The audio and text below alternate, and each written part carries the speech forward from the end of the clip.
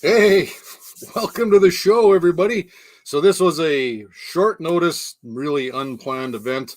Probably not the way to have your first live stream because nobody knows about it. But anyways, we'll get the ball rolling here. So I'm gonna bring up my first legend, my buddy over in the UK, my brother from another mother, the one, the only, the famous or infamous Jim Diesel. There you go, Brad. Welcome to the show, buddy. Thanks for having me on. Oh my! That's our stream, innit? What am I on about? It's our stream, innit? That's the Cookie Monster. The Cookie Monster, yes, sir. So, yeah. So let's bring up the rest of our clan here. We got some great people with us tonight. We got the one, the only, the Scottish legend, Zedhead Motovlogs. How's things? Good evening. Good evening. Good evening. Just focus around here a bit. There we go. And we also have another legend in his own mind, the one and only Mr. Rev Bomb. How you doing, guys? Good to see you. How you doing? Good to see you. Good. There we go. Good. So over in the side chat, who we got here? We've got all the way from Africa. We got Burning Ass, Hauling Gas. We got Hells on Two Wheels. Good to see you. Mohawk Mike, welcome. Wibbly Wobbly Harley Boy. How you doing there, buddy? So, he's in there. Yeah. So how's everybody? How was your week? He's in the house. Yeah, good. Busy. Very busy. Yeah. I'm just going to say one thing while before it gets too busy. Yeah. I don't know who the hell sent it, but I'm obviously one of my subscribers, and he's found my address obviously off of one of my pages. Thank you very much. I did say that I like the Canadian whiskey, so thank you very much for the bottle of Crown Royal. Much appreciated. Oh, look at you! Nice. I don't know why, but I've got a green screen on here, and I've absolutely no idea why my green screen is up. We don't see a green screen. Yeah, none. There we go. That's better. Turn it off. That's good for me. Okay. I was messing around with green screen logos because what I was going to do, I had a little bit of. I've got me new screen, my backdrop coming for here, but I was messing around with green screens and doing the green card. And I got a photo of Jim on his bike, and I was going to put my face on Jim's bike. Nice. Yeah, so I've never done this before, so I really don't know how to work a bunch of this stuff. I think I know how to kind of shuffle us around. You'll get the hang of it. Yeah, what's that one do? Oh, it faces us out a little bit. So, all right. And then there's Mr. G 1965. Well, good to see you, man. I was really hoping to actually see that guy this summer. In June, there's a thing going on down near Mr. G. But that stupid border is not going to open again this year, so no traveling to the U.S. for us Canadian boys. Unfortunately. The hell is that? Someone taking off? Ooh. Rev, that's you. Holy cow. Can you guys hear that? No. Yeah, it's Rev, I think that's you. Is it? Yeah. He was doing that last time you were on too on Jim's live. Right. Here comes. Oh, you can hang on. Let me switch. Let me get the headset and let me just mute up, and I'll switch to the headset. Excellent. Okay, so how do I stick the? Someone help me and tell me how I stick the link. See if you go down to the bottom, you see share. Yes. You can I think you can go onto that and share a link from that onto. It's basically just a copy and paste carry on. It says share video file or share screen. Yeah, so if you've got two screens, you can share one of your screens, or if you're Right, how's that for you guys? That's better. Yeah, that's good. I'm trying to think the last time I hosted how. I found an invite. I think. Yeah, that's it. Yep. Copy to clipboard, and then I can You can paste it onto the chat. We've got room for a couple more, so this is going to be just a big free for all in here. And the Homebees are here. There's another group of the Homebees. We wanted to get down there and see them and Deluxe Chimp this summer too. And again, with the border being closed, we can't meet the Homebees this year. We're really disappointed in that. Well, I just heard. So yeah. Anyways, links in the side chat if anybody else wants to join us. So I just heard that we're coming out of lockdown on the 12th, and yeah, the pubs down here, they're going to open up at 7 o'clock in the morning, so you can have a quick breakfast and you can have a beer. It's going to be absolute carnage. Carnage. I'll be down every morning. So Ed, tell us about your week, man. What happened this week? What'd you do? How was work? How was life? How's the kids? This week, mate, I've been off, and I'm still in the process of getting my daughter's room together. I think I had posted like pictures in one of the group chats about me building a wall, so that's now plastered, painted, and I'm halfway through a laminate floor. Oh. And in the meantime, I was getting the bike ready for its MOT. So the discs are on, and now they're back off again, because while I was pottering about, I noticed that my back tyre I wasn't happy with the tread depth on it. So I've ended up getting 2 new tyres. So I've got all that to put back together again tomorrow. How much are tires over there? I got a pair of Michelin 2 CTs for, I think it was £195 for the pair. That's good. That's cheap compared. Yeah, to it was okay. It was okay. And that's a dual compound. That's like a sort of touring tyre. It's got a hard compound in the centre and the softer compound in the edges.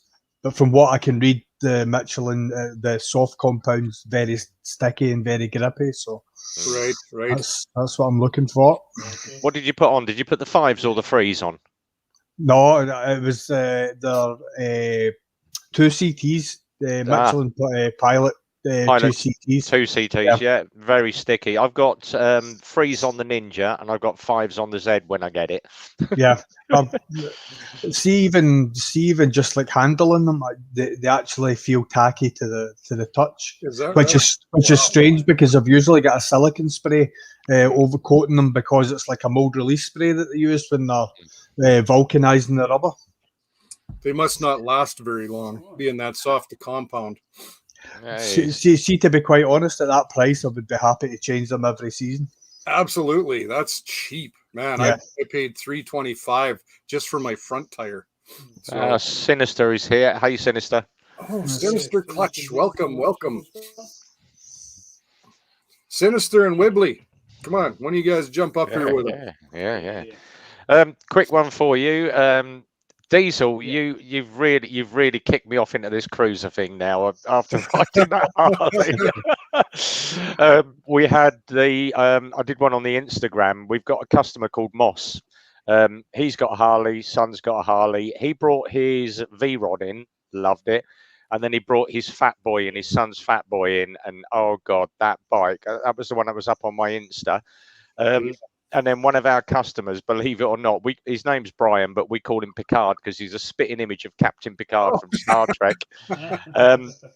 All I heard, I'm in the office and the building starts shaking. I'm thinking, what the hell is that? Someone's got no exhaust pipe on their bike. And it pulled up on the front yard, went out, and I said to him, I have got to get a photo on Instagram of that bike. And he went, I've got it up for sale. And I went, oh, it's the Indian Bobber, but he's had it all that, the gold on it is actually gold leaf. He's spent shed loads having it all resprayed, custom design. I said to him, Christ, that's got to be an 18 grand bike. He said, I've got it up for 15,000. So that Indian is up for sale. I said, if I win the lottery, I would have that. I would so have that bike.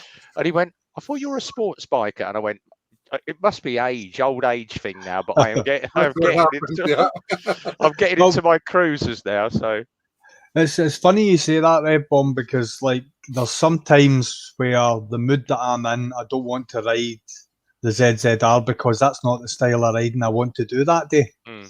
Do you understand that? It's like, Yeah, I get just it. want Yeah, to- yeah. Yes. and I've actually done a vlog where when I was talking, I actually had to say, you'll probably realise that I've not overtook anyone because I just didn't want to. I just wasn't, yeah. you know, it was like I was just enjoying the moment as Just it yeah, were. exactly. You can go, but the thump off that thing, it was oh my Yeah. god, it's one of those you had to be there to experience it. But God, that Indian was gorgeous, absolutely gorgeous. They're nice. Um, Yep. Yeah, and then obviously we had a customer phone up and he said, "Oh, we said I'm interested in your Milwaukee carbon replica R1." I went, "Yeah, it's a sports bike." Blah, blah, blah. So he's coming down to see it tomorrow. But the sports bike. I love me Z. Don't get me wrong, the ZX7 is here to stay. But obviously the big ZR I'm looking to get in now. It's now coming in August. But the wife said to me, she went, "If you get a third bike, I am leaving." But we shall see what happens. Yeah. That's the thing. So, yeah. you know, I think that's sort of. Oh, sorry, Jim. You're really quiet, buddy. Can barely hear you. Quiet. Ooh. Yeah. There's a little bit of gratuitous plugging going on here, isn't there? It's like t-shirt over here. It's like Look at There's that. Look well, at it's it. like t-shirt here as well. I've got my I don't know if you ever seen the show Kindig-It. I don't know if Oh, you yeah. guys have that Oh ever. yeah, aye. So I love that. I love that show. me too. So I had to buy one of his shirts, man. Yeah. Yeah. But yeah, so oh, look at this. Look at this live on the wheel. I don't know how this thing goes on.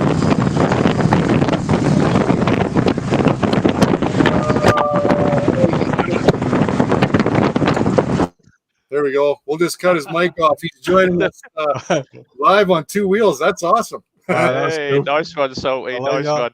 one. That's awesome. I didn't know you could live stream on two wheels. You can, yeah. There's a guy I used to watch in Japan, Peter Von Grom. He's got a Triumph, and he does that. He live streams from his motorbike while he's riding around Tokyo. Oh, is that right? Cool. Let's see if we can. I don't know if he can talk. Sound of that. He's got to show us the power of that Indian. That sounds so good. Yeah, it certainly does. I don't know. Hey, brother.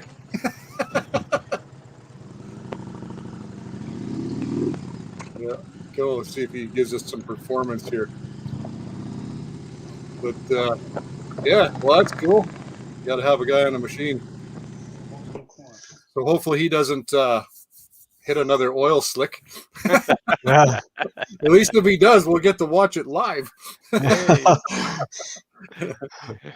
that would be it. Yeah. So I think he's gonna bail. Yep, that's Yeah. awesome. So while he's enjoying himself, we're having a kind of a crappy day here, but it's supposed to be nice tomorrow, so might get on the bike tomorrow again. Yeah. Hey, White. Good to see you. We're forecast for snow tomorrow. Oh God, don't tell me that. I'm Oh, out yeah. on 4 bikes tomorrow.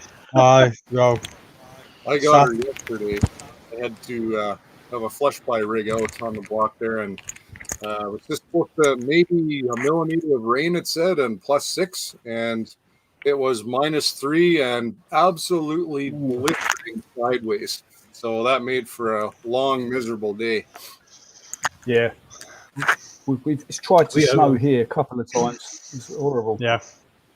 So we've still got the gritters going out, and that's why, like, I'm not in any desperate hurry to get the bike MOT'd until the gritters have stopped and we've had a really hard rain to wash it away. Get rid of It it. just Yeah. kills the bike. Do you guys have to get your bikes inspected every year? Yes. Oh yes. Yeah, getting Yeah. MOT'd, yeah. Well, Unless you're criminal. I suppose you have to pay for that. Yes. Yeah, it works Yeah. out. We charge $29.65. It's about $35 a pop. Well, it's not too bad, but still. And then how much of that do you have to give the government? For every MOT, it's normally about £6 to £8. Oh, is that right? So about $10, yeah. So yeah, £6 to £8 for an MOT to produce a certificate and do the testing. And obviously you've got half an hour of labour time. And then you've got the maintenance, you've got the brake roller, the headlight, the beam adjuster. So that's all got to be maintained and certified every year. Wow. It's an absolute nightmare. Unless you're doing 5 or 6 MOTs a day, you're not making any money out of it. The odd 1 or 2 here and there, but the reason being we turn around 5 or 6 a day, and we can bang them into half an hour a time. But normally you get a clean bike, so a 5 or 6 year old bike is absolutely spotless. You can go around that bike in 15, 20 minutes, job done. But then you've got to let the computer time itself out. So you sit there for 10 minutes, like, oh, go make a cup of tea, have a smoke or whatever.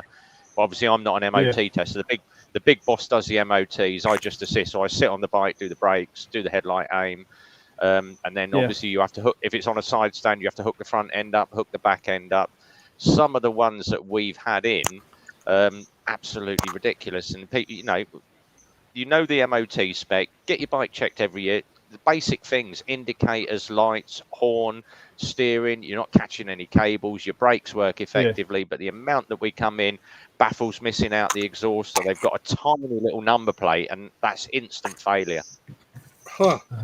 Yeah, I kind of. So just think of like the cars have to do the same thing, right? Cars and Yes. Yeah. Man, that's a lot of money for the government every year. Holy Exactly. Yeah. It's bonkers. So needless to say, we're riding the smoothest roads in the world. Yeah. Oh yeah, amazing. The roads over here. Oh, no holes or anything. Yeah, brilliant. Roads are amazing. And they're this wide. Yeah. Believe it or not, the if you happen to watch a lot of my videos, we tend to vlog from the same little cafe. So if I'm doing my long rides, I tend to go to the same little cafe, come out, turn left, go down the single road. That road has been blocked for the last 6 weeks. And it's a 60-mile-an-hour road. They've actually redone the whole road. They've spent £29,000 to put in islands that split it so you can't overtake now, and drop the road to 40 mile an hour. Simple reason being, someone pulled out of that car park across the traffic and had a crash. Didn't hurt anybody. There was a couple of broken bones, but they've now decided, oh, we're going to drop the road to 40 mile an hour. The backlog that has caused up onto the dual carriageway is huge now at 40 mile an hour, because you get down there, you've got the speed camera at 30, and then you've got the set of they put another set of traffic lights in. So traffic lights come on and the road backs up for 500 feet. Yeah, it's crazy. Crazy. I've seen your videos enough that if someone put me on that road, I could find my way back. But we've now found a new shoot. So we found a local, it's they basically call it the Caldecott Inn, but it's got a huge windmill. And it's like a hotel on the side, come bar, come restaurant. And we actually ask if we're okay to shoot in the car park. And they went, yeah, you can shoot in the car park. So we tend to shoot all the stuff on the gravel now and do the ride tests from the gravel. And then I go out on the dual carriageway under that bridge. But we did one today. We take a Tempest GT out, which is a new Lex Moto bike that's just come out. Little cafe racer. I think the first one went up a couple of days ago. We've got 2 of them. And the funny thing was, the guys that come in, I said to him, I said, oh, you've got the registration number and it ends in FUB. And he went, oh, brilliant. His friend come in and said, oh, can I have the next one in line? I went, yeah, you've got FUD. And he went, well, can't I have FUC? And I went, that's actually been stopped by DVLA because they're not allowed to. And he went, oh, he said, how about FUK? I went, that one's stopped as well. So how how the guys get around it here? I'll show you. Go on. Go in. You see all the license plates around. Well, I've actually been looking for a number plate for the ZZR because I was just going to have RB and then the year and then ZZR on it. Can't find one anywhere. But then someone approached me and said, oh, I've got the plate up and it's on eBay. And I went, oh, brilliant. What's the reg? And he went, R13OMB. And I'm like, 1 and 3 together. R-bomb. Yeah. Yeah. and Oh, then there he you go. realised who it was, and then he's put it on eBay. It's up at £1,250, and I'm like, you can forget that, mate. Nah, that's not. That is not ain't paying happening. that. I ain't paying that. If it was £600-700, I'd think about it, but not 1,250. No chance, mate. Cuckoo on. Well, Red Bomb, if you're going to get a third bike, you need to do a chopper pet, mate, and get your missus riding bikes, and then say it's for her. Like he's doing, he's got that. What's he got? He's got a. I want to say night rod, not night rod, B rod, isn't he? B-Rod, yeah. Yeah. My that's miss, what you wanna do. would not get my missus on a bike for love or money. She doesn't like bikes. She puts up with the crap I do, but she won't even sit on the back of it when it's in the garden. Yeah. No. Does not want to sit on a bike. She's That's quite happy with her little car, but kind of a mixed blessing, though. Yeah, it's Yeah. like my wife's the same. Not a single interest in Yeah. bikes. nah, Uh, as long as she does. Well, we've moved the whole front bedroom now, but she does all this gel nails. So I've built her a studio. She's got all her gel nails. She's got a little table. She's got her lamps. She's got a little fold-out lamp that comes over her table. So this is my room. She's got her room. She can disappear off there and do her nails. That keeps her happy. So Yeah. Love but it. absolutely Have you seen no the- interest in the bikes. Yeah. I wanted to say we've got Mrs. Burning Gas all announced also in the side chat. Evening. Wild on 2's vlog is here, so I don't know if you guys are if you follow Wild on 2. He was in an MC and he does a lot of MC related videos that are really good. The Let me truth jump on and behind give him the a sub. MCs. Yeah, it's the truth behind it. You know, it's what is the roles of certain roles in an MC, and yeah, it's great. Oh, If you ever were curious about inside an MC, he's got some great videos. So if you get a chance to catch his stuff, Yeah, and, I've just who else? subbed him up. So And White Rock Rider, I think I saw him mentioned earlier. Yeah, here and here. yeah, he's about somewhere. PE and what this. I was hoping Carl would find his way here. Haven't seen Carl for a while. Yeah, who's he up to? yeah, Mr. Dutz, yeah. He's been hiding, isn't he? Yeah, I mean, so you've seen the. Oh yeah, sorry, mate. I'll let you crack on. go ahead, Jim. You can hear you now. That's awesome. Is it all yeah, do you know what? I changed my headphones. If it's not the internet playing, that was the bleeding audio, isn't it? What was I going to say? I don't want to touch on it too much. I've just done another video with it, that new Hayabusa, because everyone's dropped their videos this week. 44 Yeah. Teeth did one, I saw that. which was the very yeah. And then MCN Nice. did it as well. It was a bit, Yeah, very Richie Vida's done one. what do you call it? And I just saw Yami Noob. Well, no, actually, no. Hmm. Tell me, I watched Lamb Chop Rides, and he called them lamb out. chops. Chopsy, yeah. Yeah, it was good. He was like, nah, who's this aimed at? It's too late. And then I just watched Yami Noob has just done one, so because I'd done a video again today ranting about it, because it's like they did it. So they took this hyperbike, took it on a why do the what do you call it here in the UK? Why didn't they do it out in Germany or somewhere where you got the autobahns and then use a runway out there? And if you're Yeah. going to use a runway, use a runway which is at least over a mile long, so you can get Exactly to the to top get speed. that. Exactly. What, 0.8 Did yeah, you see Al Fagan had his rear tire almost on the edge of the runway on the gravel? yeah. And Lamb they Chop, were he nearly just- overshot it as well. Yeah, they were just getting to the top end and they were having to brake, and you could see at one point where Al that the ABS was on, so he was braking Yeah. hard. Yeah, it was. Yeah, they've missed the boat there. It's like, what market are they aiming this bike at? Because it's like, I don't think they're going to sell very many, to be honest. You know, I don't know if it's just like, do you think it's the economy and what's been going on in the last couple of years in the world? Do you think that's why some of these new bikes seem to be, you know, someone said that to me, well, the Harley, they've gone back to an actual cable clutch, and guys are really down on that. And, you know, some opinions is it's corporate greed. They're just cutting costs, but raising the price of the bike. I'm not sure. Not sure what I think of that, but myself personally, I like the cable clutch because I don't have the problems like you had with your seals blowing in your cylinder.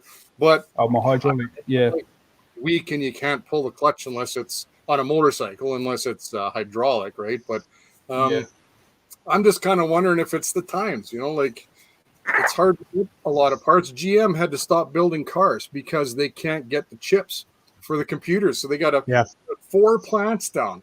20,000 cars can't be built in the next couple months, all because of computer chips can't get. So I just wondered if what do you think that's maybe the reason these bikes are kind of shitty is because they don't have what they all need to build them, or I don't know so much. I think they were going that way well before everything happened. I just it's like I just wish a bike company would take one of the prototypes that everyone raves about and get rid of the people who actually cost these bikes. It's like you see a prototype and it's absolutely fantastic, and if that come off the production line, I know for a fact that people would buy it. Yet by the time it comes to actually going on sale, and I can fully understand why they do it. The parts are cheaper. The exhaust that they had on it, they don't have it on it anymore, and so on and so forth. It's just they do that with cars too. Yeah. They pander to the regulations, and I think they should That's the thing, isn't it? For us, isn't it? It's the Euro emissions, isn't it? So that's why the Hayabusa. So America, they were still getting the Hayabusa up until this year, the Gen 2. However, we couldn't have it over here in the UK, which is why they've had to do what they've done with the Gen 3 so it meets the requirements. But again, it's like Yami Noob said in his videos, like it's got those ridiculously massive exhausts on it again. It's got like 20 exhausts in it. Launchers. Why didn't they go for what do you call it? Like a single exhaust, a 4-into-1 or something. But again, that probably down to emissions. And the other thing that he said was Lamb Chops hit on it as well was basically it's just a fat GSXR 1000. It's got similar styling, but it's like an overweight. I don't know. I was actually talking to a guy, owner of MCS motorcycles. It's a Yamaha dealership actually in Scotland. They're based out in Kilmarnock, and he was on a live stream. It was the Basic Bikers. You'll know who the Basic Bikers are. They had a live stream and they had Gordon on, and they were talking about the new MT-09. And Gordon was talking about how it's like we'll sell the DCAT kits and so on and so forth. And I actually asked him about the legality of that.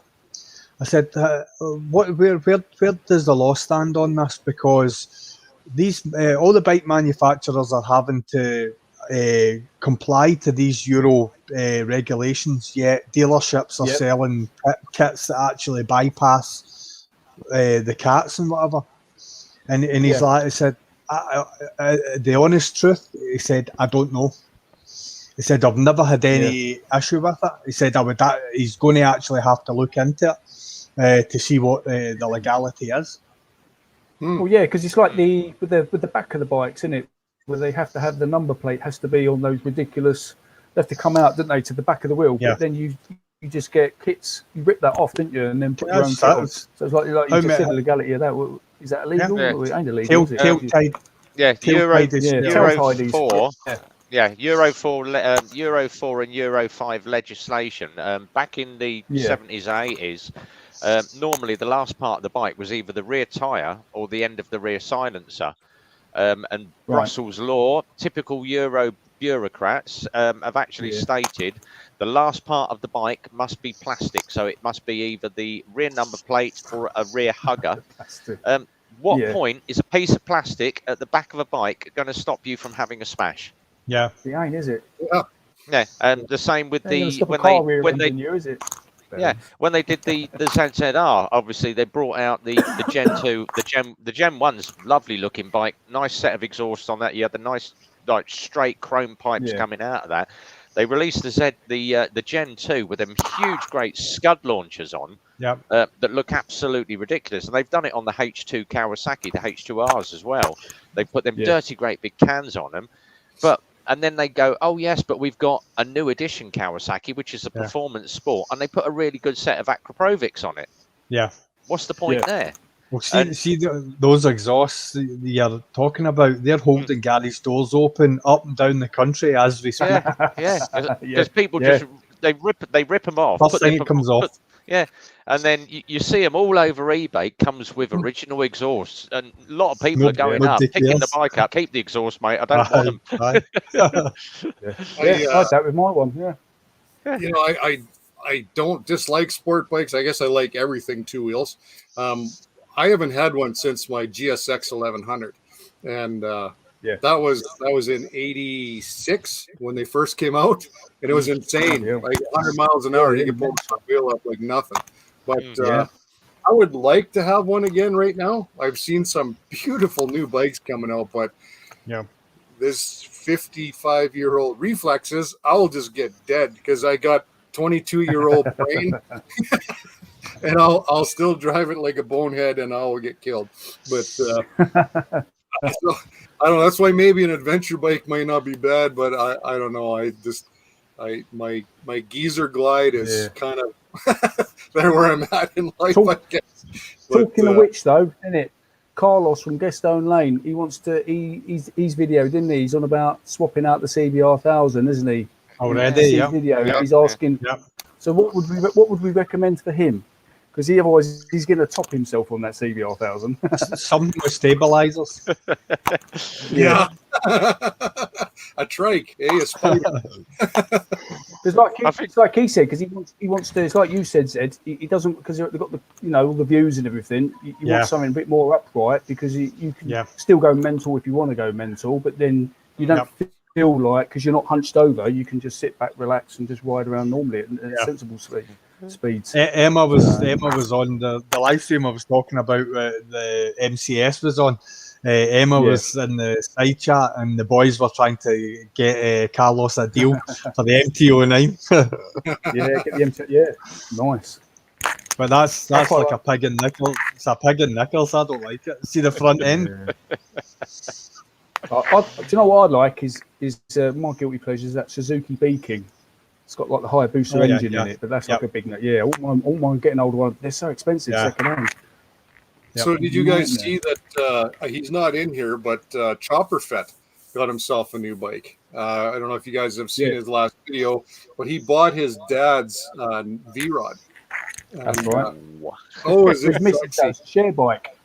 Well, yeah, that's right. It's a Sharzy bike. You know full well she had her ride, but that's sexy. I like that. They're nice. I never really gave them a lot of thought before, but I would definitely have that. They're nice. They're a nice compromise. I rode the Night Rod when I was out in Canada, and they are comfortable. Plus, they're they're pretty fast as well. We've actually got a guy that's if you go on to eBay, and I think it's called EG Motorsports or EG Performance, but I know it's EG anyway. But he actually lives about 8 miles from the garage, and his dad lives in Poland and Romania and all that way out there, and they actually go round the country buying just night rods and V rods. Right. Brings them back to the UK.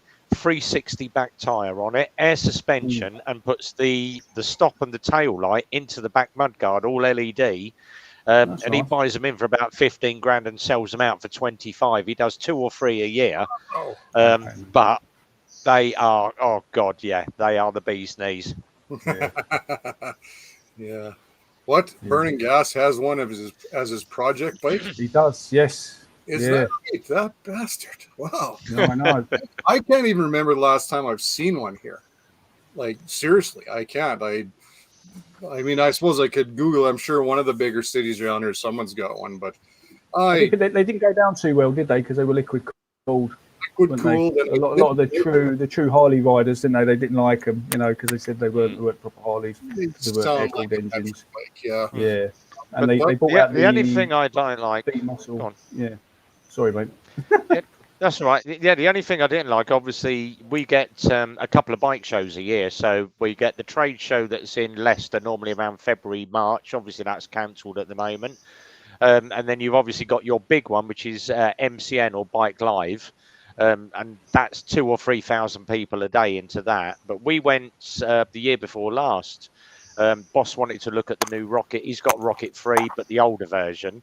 Wanted to look at the new Rocket, and went in our garage gear with all the Eclipse all over it.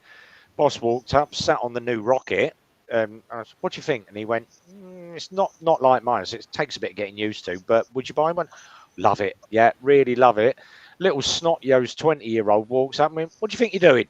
"Sitting on the bike." "We're looking at the bike." "You want to sit on the bike? You join the queue, mate." "Yeah, but we're looking at buying one." "I don't care. Get in the queue and join the queue, mate." To my boss, who turned around and said to him, "If that's your attitude, mate, Yeah. Aye. yeah, you can keep your money." Yeah, I walked on the Kawasaki stand looking at the ZZR, and I'm like, "Oh, Yeah. I actually got myself a photo on it." And then one of the girls said to me, because obviously I'd got the T-shirt on, and she went, "Is that yours?" "Yeah, that's mine." I said, "But the love of my life is the H2R. I do love the look of the H2R. Only thing is, it was behind all the security barrier." And she went, "Oh, do you want to sit on it?" "I'm not allowed to, am I?" She went, The "Come with bike. me." Yeah. Come with me, and actually let me sit on the bike with a security guard next to me. And I got a photo of me on this H2R. And she went, "Oh, are you a member of Team Kawasaki?" And I went, "No." She went, "Oh, it's £20 a year, join, blah blah blah." And I went, "Do you know what? For 20 quid, I'll pay it." Paid the money, and I said, "What do I get for that?" She went, "Oh, you get 25% off of everything at the trade show." I come back with so many T-shirts and extras that I spent nearly £500 on T-shirts and jackets and Kawasaki neck rolls, and it was.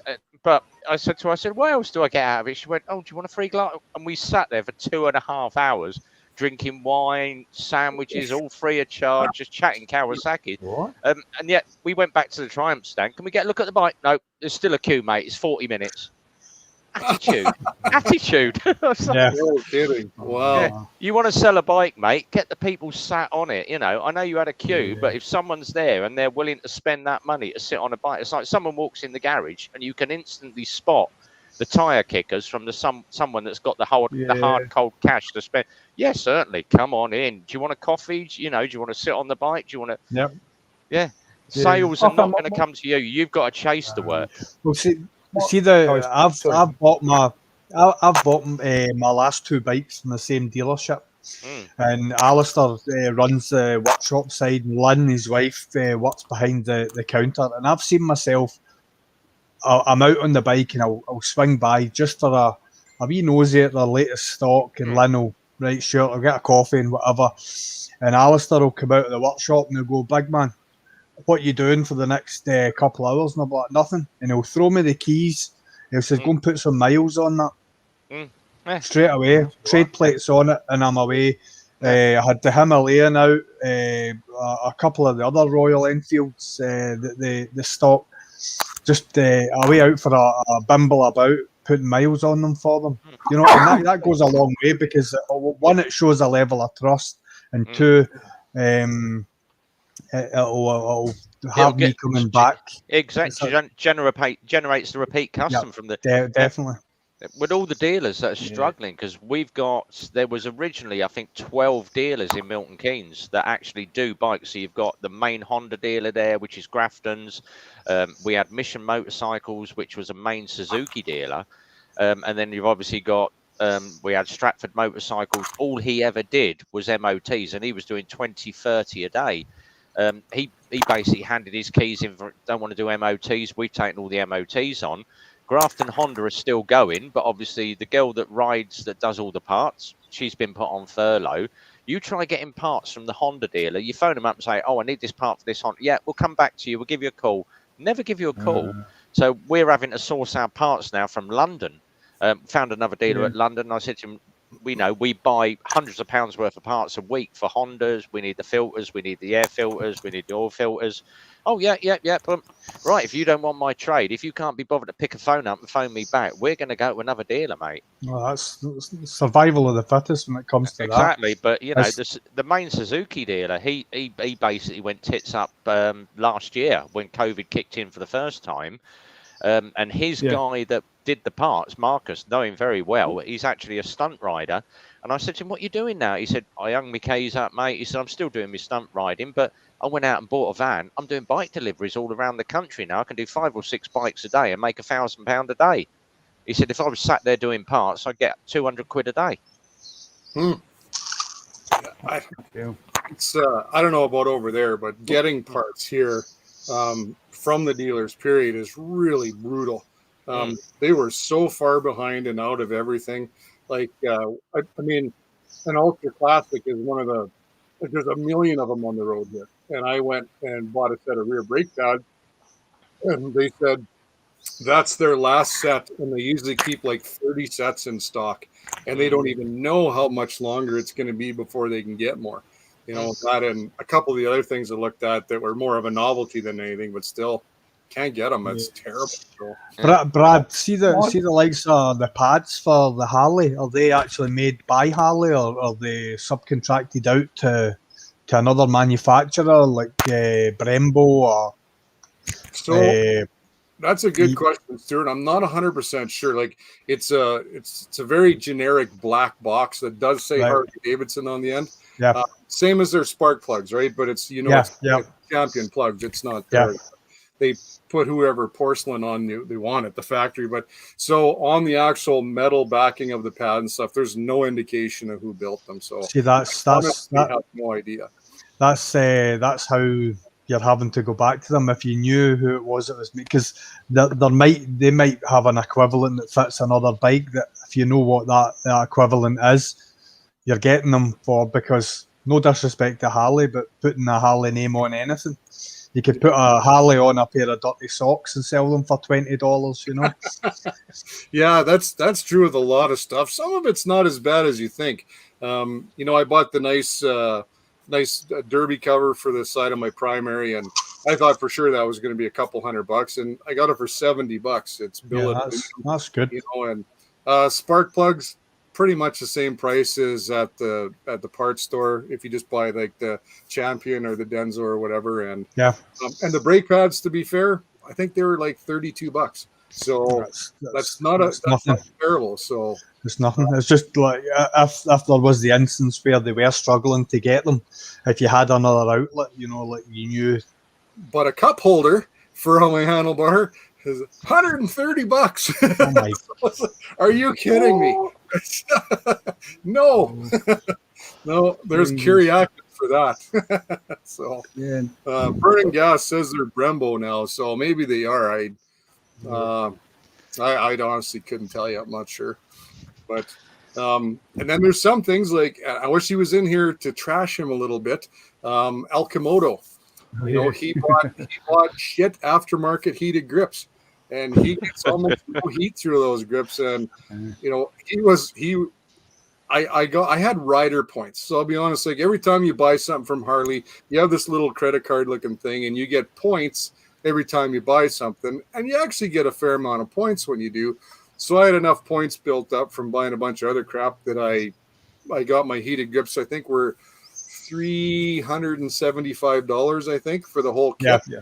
And I only had to pay like $30 out of pocket. And that's good. I mean, so the wife and I got out last week, and it was about 11 degrees Celsius, so it was pretty nippy still. And on the highway, I had those heated grips on 3, and my hands were getting so hot. I ended up turning it down to 1, and my hands, your thumbs get cold, so then I suck my thumbs in, and it heats them up right away. So I did use a Raytec on them and my heat gun, and only on 3 out of 6. So that's at halfway. It's over 100 degrees. So that's a good point. And everything I read said, if you're gonna buy heated grips, buy the actual Harley heated grips. They're worth the money. And after watching El Komodo's video, I now believe that truly, because if I had mine on full, it better be 30 below, because it's going to melt your hands off. So you know what I'd like to see on your Harley that they should do is, you know, your cup holder is actually a heated cup holder, so you can have a hot brew while you're riding along. If you've got an open face helmet, I think I've seen the guy before having a cigar as well. Have a cigar, have that, put it on cruise control. Cool. A wee rack for your newspapers. I have the feeling that reading. most bikers will want it to be cold, cold cup Yeah. holder. So, are you guys Anonymous free to one. go now? What's going on? Are you guys free to get out and ride now? Can you go out? Oh yeah, riding. Yeah. Yeah. We are. We're riding, but Yeah. obviously we've got you still can't go out as a pack at the moment. So No, it's Nah, slightly can't do any of that. different here as well. It's like, yeah, you can go out now. You're not restricted to only going out for essential travel. You can go out now, Yeah. but you have to stay within your local area. You're not allowed to. Yeah. You're not allowed to you go can't far. take the piss and go too far. Yeah. I've that- kind of. You see Have they anonymous given one. Sorry, Jim. They haven't. Sorry, They haven't. I just said they're not anonymous. Oh yeah, sorry, Zed. I'll let you Okay, crack on, no, mate. on you go. No. Sorry, it's just anonymous asked in the question. He just wanted to know what was it? Oh, I missed it now. Really say. What- wanted to know what what bikes- bikes. what bikes if everybody if you're buying? going to get next. Yeah. That's you're gonna a get any good next. question. That's a good question. I want Now, to judge. I want to judge Dread bike. Stuart, why don't you start us off? Just as Jim was saying, Judge Dredd, I know somebody who's got one, and he was a Who's motor vlogger. KTM Angry Dragon, his name was, and I think he right. still has his YouTube channel. He's actually got an original movie set Judge Dredd bike, and he's also got a taxi from Total Recall. Oh, nice. Oh, And right. it's built off a Land Rover. Yeah. Oh, right. So That's what I want mine- to see. The manufacturers. That's what I want to see them make. I want to see. Yeah. I want to see like the bike from Akira. I want to see a Judge Dredd bike, a Bat bike, Spider-Man bike. That's what I want. Getting my next one is that puppy. Okay, now before you move look at that, Oh, you getting how that? do Are I- you, Red how Bomb? do I make I that? am getting it. Yeah, that is my next one. Deposit has been paid, and he's had Oh, the he's deposit doing back it, isn't again. He pulled Yeah, the so trigger. I went and had a look at it in March. Yeah. And I said to him, I went and looked at it last year, and I said to him, I'll pick it up in March, and obviously, is £500 Yeah. deposit. The only reason, Show us that again, Rev. the only reason that the gentleman is selling it is obviously he is 65, and I can't Oh, believe yeah. a 65-year-old is riding this bike. But there Is she he swapped is. it in for H2? Is he getting something faster? No, he's actually bought himself a little 300cc. Oh, I can't remember what it's called. AJS Bobber. So he's got himself a little AJ. Right. Yeah. Yeah, the little AJS, yeah. AJS 300 bobber to just poddle around on. But the only reason that he sold it is obviously the Gen 2, well, even the Gen 1s are about 265, 270 kilos. And he said he pulled up at the lights. He's got arthritis in the knees, rheumatoid arthritis. And he said, I'm struggling to hold the bike up when I've got the wife on the back.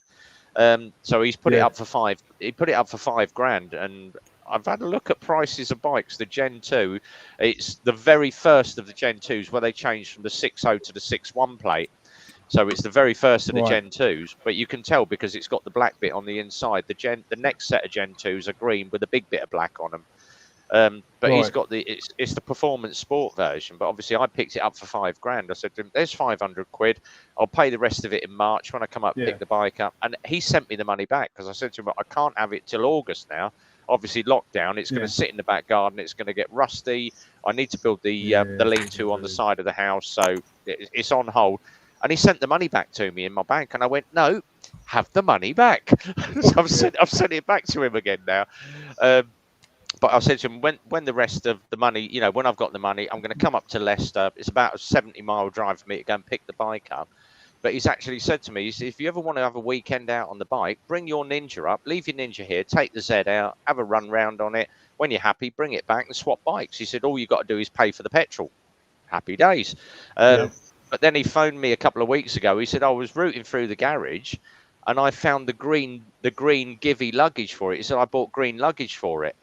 He says, I've got top box and two side panniers in green. He said, but the top box actually wires into the back brake light. Yeah. Oh, have a bit of that. How much do you want for it? And he went, no, I'll just chuck it in with the bike. And I went, No, you've got to have some money. back, So yeah. I've offered him another £200 for the luggage, and he's happy with that. So The first thing I did was sell all my hard luggage as soon as I got it. see, the thing is, I want the ZX for just running around doing my local trips, Super Sausage, as we know, going to the burgers. But obviously the ZZR, you can't. I did when I went and did Isle of Man. I did it on the ZX7. I took the ZX7 out to the Isle of Man. I did 4 stops all the way there because I was doing 50, 60 mile. My wrists were killing me because it's such an over the tank bike. So I want something to tour on. Obviously, I'll get up to Scotland, see Z, get down to Spain, see Gesto. And when I spoke to one of the guys at the Super Sausage, he said to me, the only time you ever stop on a ZZR is to have a piss or to fill up the tank. He said, them things just go for miles and miles and miles. He said, you won't, and this has got 25mm bar risers on it as well. So it takes a little bit of the ache off the wrists. It's got the double bubble screen on it. He said, you'll be sorted. He said, once you've bought one of them and ridden one of them, I know because we've got one at the garage and I've ridden that about 3 or 4 times. Once you've had a Z, you do not want any other bike. But I want a cruise. I want to get a cruiser as well. So Rev, I got to bring up the most hated subject on the motorcycle internet right now, and that's electric bikes. Love it. I just wanted to clarify one thing. I did see a comment you made. Not sure if the Damon is worth the £40,000. It's worth every penny. But I got to clarify. It's not 40,000. There was a limited edition first generation bike that came out. It was a special edition. That one was 40, sold out in 2 days.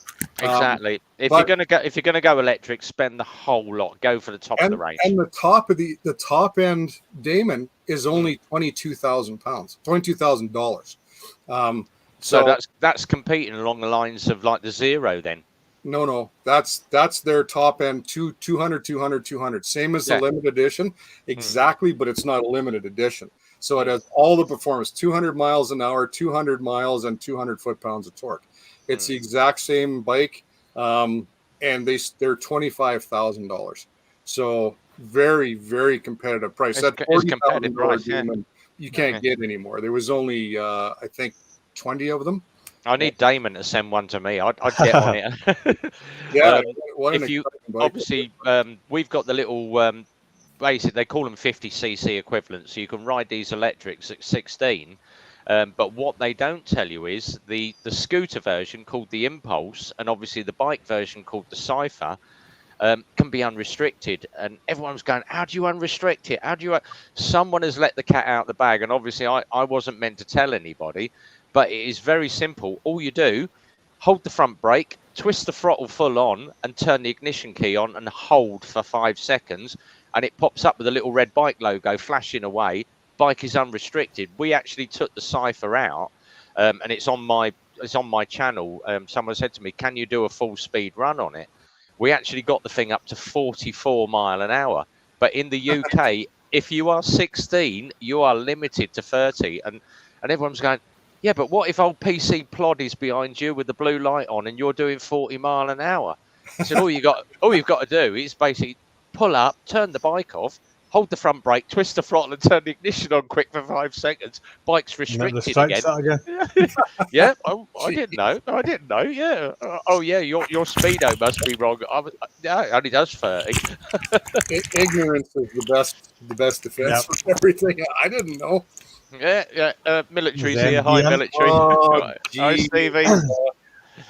Just going back on name today. Going back on to Anonymous's question about a bike or your next bike. What's that? There? Hold it, don't go. I gotta figure out how to do this. Hold on, Zed. There we go. Oh, ZZX. It's a ZRX 1200. ZRX, yeah. Oh, yeah. That was my bike that I traded in for the ZZR 1400. That very bike there in that picture. Yeah. And every day that goes by, I've regretted it ever since. I don't regret the ZZR 1400, but I regret getting rid of that bike. Yeah. And I think I think once the ZZR's fully paid for, I'll be looking at getting another one. You're getting Because Eddie Lawson one. yeah, I think something along that lines. Like my mate paints bikes, so it doesn't even have to be the right colours because he'll paint it for me. So, Fair one. and what a lot of people are doing is like the reason that I actually got to get the ZZR 1400 was that one there, the S. Obviously, it's a half fairing that's on it. And a lot of ZRX owners were buying the S and converting it to the R by removing the fairings and getting the round headlight and the smaller fairing and whatever. So these S's were getting rarer and rarer and rarer. So the price of them started to go up. From when I purchased it to when I traded it in, it gained about £1,000. So it was just the right time to sell it because it probably wouldn't have held its price that long. Yeah. So yeah, that would be the bike that I would get next, along with the ZZR. The ZZR will never leave my garage now. That's my bike, and no one else is getting it. So, the owner of Super Sausage, if you actually go onto Facebook and just type Super Sausage Cafe, the owner of Super Sausage Cafe, Chris, has a ZRX, but he's had his. It's dynoed, it's stage 3. He's got whatever pistons in it. It's fully ported out, but he's actually got the 12-inch swing arm extension on it. So but I said to him, what's it like with that 12-inch swinger? He said it still lifts the front wheel. Yeah, it's an out-and-out muscle bike, and like I had rentals on it as well, so it was quite an upright, aggressive. Your arms were quite kind of out, but she going round corners, it was so flickable, and it was quite the centre of gravity on it, and everything was brilliant. Prairie's here. How you doing, Prairie? Sorry, on a serious note though, it was good to see the military biker is in the stream after his incident with the domestic abuse. Do you see the black eye that his missus gave him? I know. Yeah, that's that. Domestic abuse. It's not. You know what I mean, there's men as well suffer with women beating them up. Right. You know what I mean, it's a real thing. So it's good to what see him in happens the when you ask for a new bike. Yeah, exactly. She poked him in the eye. let's see if we can get Prairie Boy up here. Brief. Haven't Prairie seen Boy, yeah. him for a while in live. So, Rev, I was going to ask you something else too. Oh, these Lex Moto bikes. Yes. Is that Chinese? They're Chinese, yeah, Chinese imports.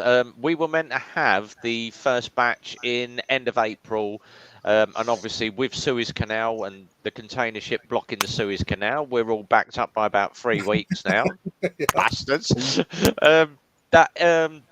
Obviously what we're doing is obviously we've gone to Euro 5, so it means all Euro 5 bikes all been sold. I've got literally one left in the showroom. We normally stock 36 new bikes and at least 20 or 30 of the used bikes in the bigger CC. I've got one bike in the showroom and 3 electrics. That is all I have got, and I am waiting on stock. So obviously we do a Lexmoto launch of the new bike on the Monday, and then by Wednesday the dealers have got, yes, the bikes are available, and you can order up to 12 per dealer. And obviously we got restricted to 4 per dealer with what's going on. LXR came out. Yeah, Tree One Scouts. The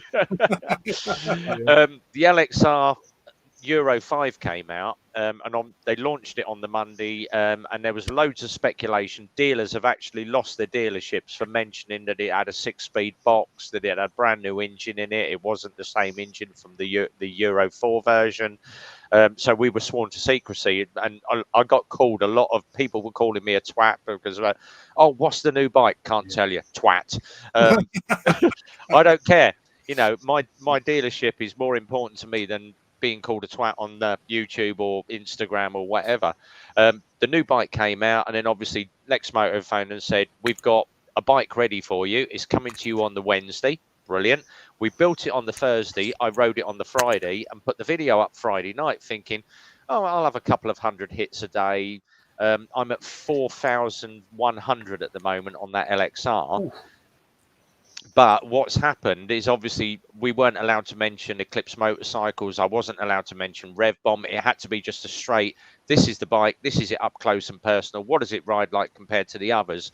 And I tend to be, it gets me into trouble at times, but I tend to be very unbiased in my opinion. The first lot of LXRs that hit the country were crap. Terrible problems with the ignition barrels and water ingress. The electrics are packing up.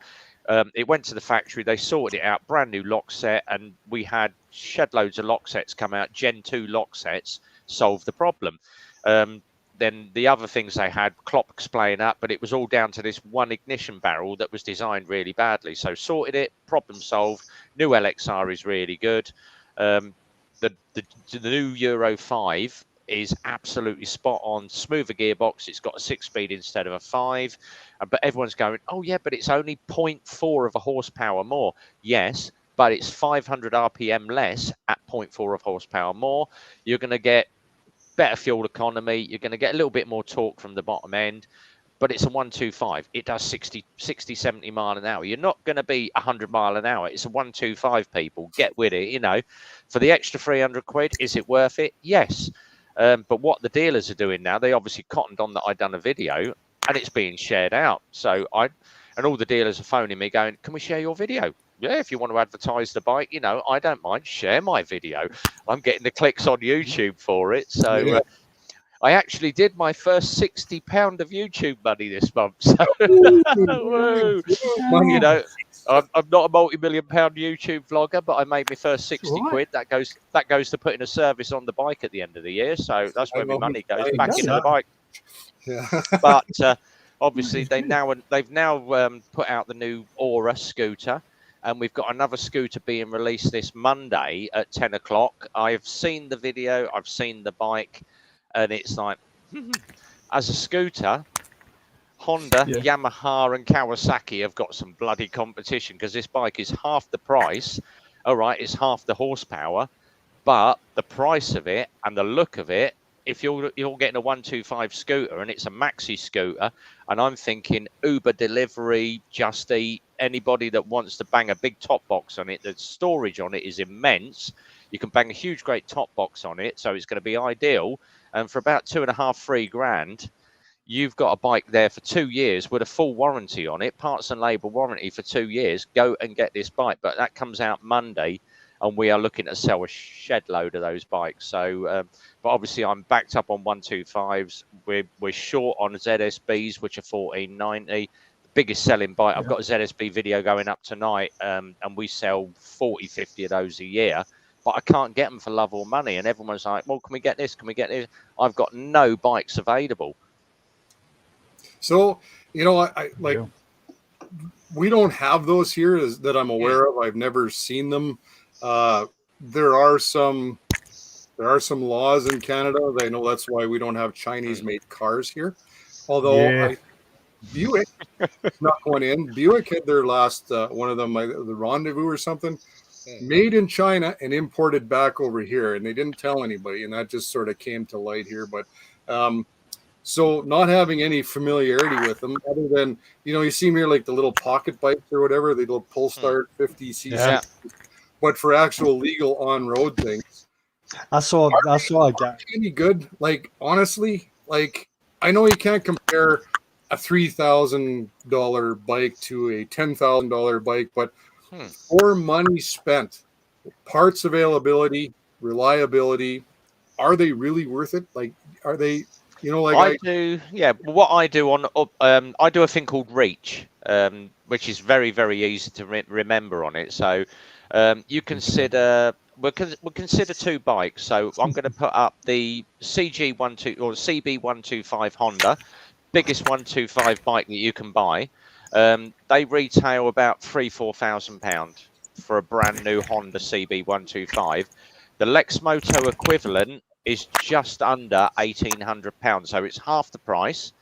And we actually, I had a huge, well, it wasn't a Barney, but it was a semi-argument with the dad.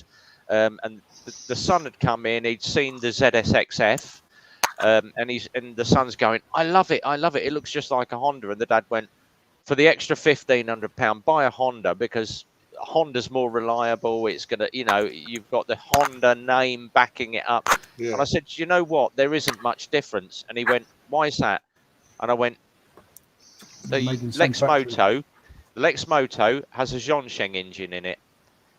The Honda engine is a Luzheng engine, LJ engine. So you've got a ZJ and an LJ. And he went, well, what's the difference? I went, 500 yards. One is one side of the main road in the Honda. Yeah. The other one is the other side of the road. No It's kidding. exactly the same parts. It was Wow. it was the same with the CM or the CG125 The C- the with, CG125. Yeah. Lifan. Yeah, Lifan Air. They basically made a total replica of it. Mm. Obviously, And Honda had stopped producing it, didn't they? And, Yeah, but it's exactly that. They're all made in the same industrial area. The only difference being that Lexmoto have their side casing stamped with Lexmoto. Honda have their stamp with Honda. But it's exactly, bare bones, it's exactly the same engine.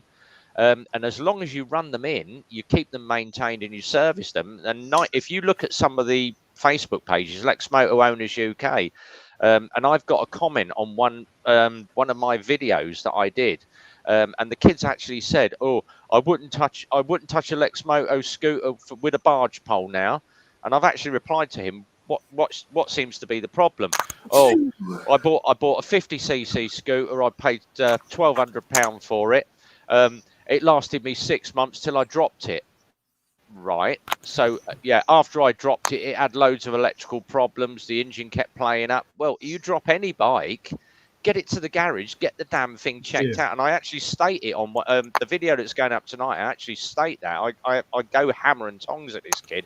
If any bike, I said, I actually stitched my Honda as part of the video. And I said, this is the road. This is where I stitched my Honda into a side of a van doing 30 mile an hour. Went to the garage, we couldn't get it running. Simple reason being, I dropped the bike, the tilt sensor had gone, because you've got a tilt sensor under the bike.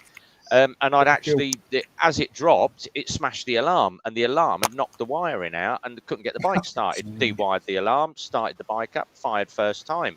And it's the same with any bike. If you drop a bike, even if it's a low speed drop and you just drop it at the traffic lights, get it to the dealer, get him to check it over, get the electronic items. You've got hundreds of sensors under a bike now, especially with like the big BMs and the Kawasaki's. There's sensors everywhere. You drop a bike, get it to the dealer, get a global scan done using diagnostic equipment, because you don't know if you've damaged any of that equipment under the bike. You don't know. And very, very good reason. Tins on Tour, Sean from Tins on Tour, he's gone and bought himself a new bike. Picked up a new bike from the dealership. He's got it back, and he was taking photos of it. And then he was like, hang on a minute, check the front of the bike. The front wheel is that far from the radiator, and he's actually got bent forks on it. The dealer's not even picked up that the bike's got bent forks. So it's had a front end shunt. It's gone back to the dealers. And Sean, as an experienced bike rider, didn't even notice it till he started taking photos and got up close and looked at it and went, it's got bent forks on it. So any bike, get it checked out. If you have the slightest knock or anything, get a bike checked out. Yeah. So, like, Jim, have you seen any Indian dealers near you? Yes, Is that- well, I've got Crazy Horse just down the road from me. So Crazy they've got Horse Indian the motorcycles. best. So yeah, Is that, so they've got their own bikes, plus they got an Indian, and they do the Morgan cars and stuff as well. Yeah, so I can get down there. I've been in there a few times. They've got some nice bikes. Yeah, Crazy Horse is the actual one that did the paint job on that Indian that we had in today. Ah, Yeah. right, No. okay. so is Yeah. that Jim? You've talked a little bit about possibly. Wow, that was a wrong click. Possibly getting a cruiser type bike. Yeah. Is that something you would consider? Like, have you Yeah, so Harley- yeah, because I've already got the Ape, so I don't. I was thinking about this. I was like, oh, do I get? It's either going to be an adventure one with the luggage, so for all weather for commuting, or the other way and get like you said, like a cruiser. So something like I like the Honda Valkyries. I haven't had one of those before. I'd like to get something like that. They're a monster. They are a big 6-cylinder, but or. My mate sells a lot of Harleys. It could be a second-hand Harley, but I don't. They're just so expensive second-hand. That's the only. So thing. Get yourself a night rod. you would only consider. Yeah. They can't. They're not rocking all shit though, aren't they? I know, yeah. So you would get rid of the ape. You wouldn't add No, one to it. no, I probably wouldn't get rid of the ape, to be honest. It'd be a bit of a nightmare. I've tried to sell an ape before. I had a 2001, a red one, and it was a nightmare trying to sell it because of the problems that you can have with them, and there's like, oh, have you got the spray clutch done? Have you had this done? Have you had that done? It was a pig to sell in the end. So I might keep hold of this because it's an import anyway. So I might just keep hold of it. It's a Canadian import, isn't it? It's paid, yeah, it's Canadian, yes. So I might just keep hold of it, to be honest. Yeah, that's nice. Nice. That Indian there. Yeah, That's my colour scheme as well, red and black. yeah, nice. That is nice. Oh, Setzer's here as well. Nice to see you, Setzer. He's in, yeah. But yeah, I'd like to. Yeah, I'd like, sorry to hear about your probably- truck, mate. Yeah. yeah. What happened Yeah. there? What happened with That's his right. truck? Faulty, it handles better than an oil slick on its side. Yeah, if you haven't seen Setzer's feed, some little oiks hooked his truck away. Yeah, that's evil. I've got one word to say. Obviously, Canadian and American AR-15. Yeah. When you find them, AR-15. Yeah, that's yeah. See, then you have to buy a new helmet. Yeah. And I can't remember and some vlogging gear. I think he scraped off his Senna too. You guys use those? Zed, you got a Senna on your helmet? I have it. a different breed? I'll grab mine. Yep. Where is he? So, There we go. That's Zed's. What Senna breed, there. Zed? That's 20S.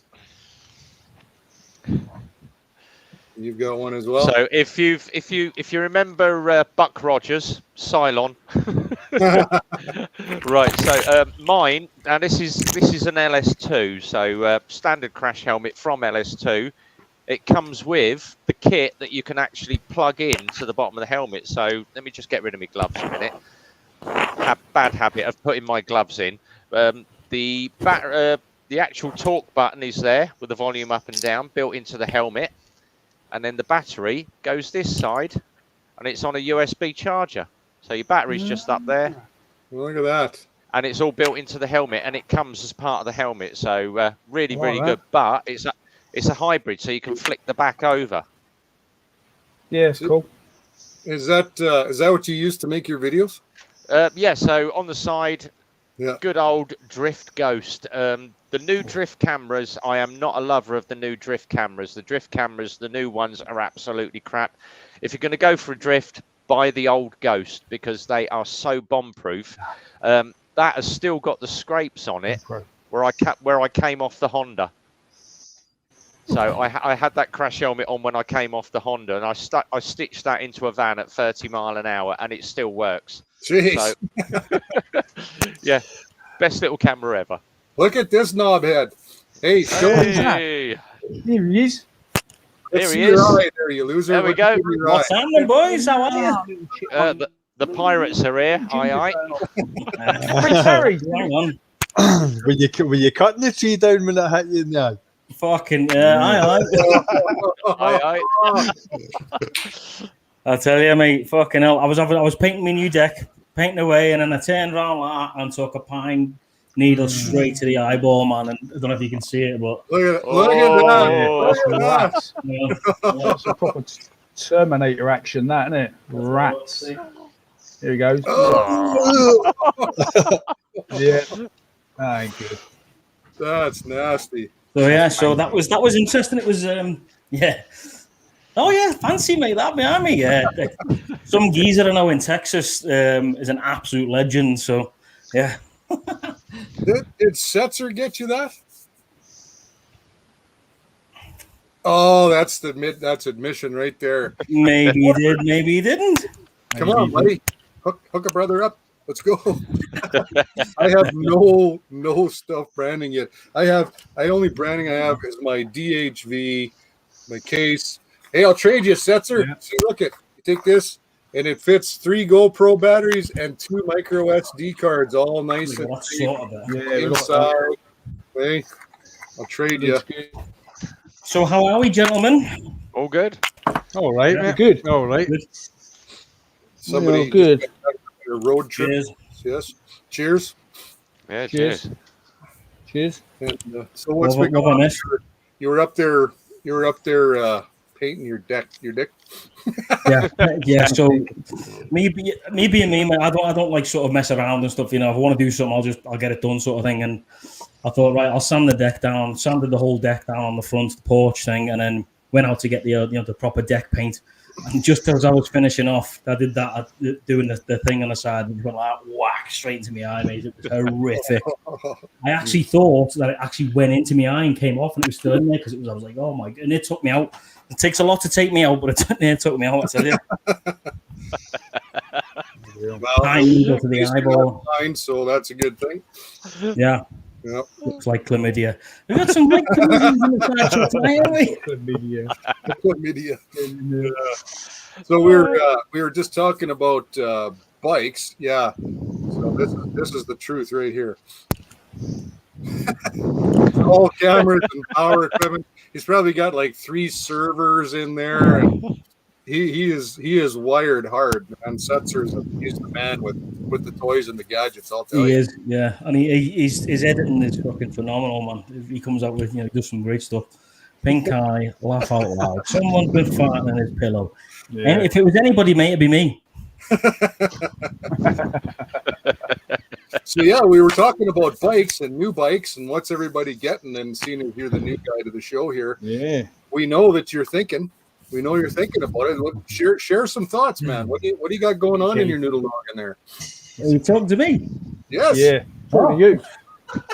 Well, to be honest, like I said on the last time we had a chat, I was definitely absolutely thinking about getting an adventure bike. However, To be fair, you know what? I got the green light from the missus.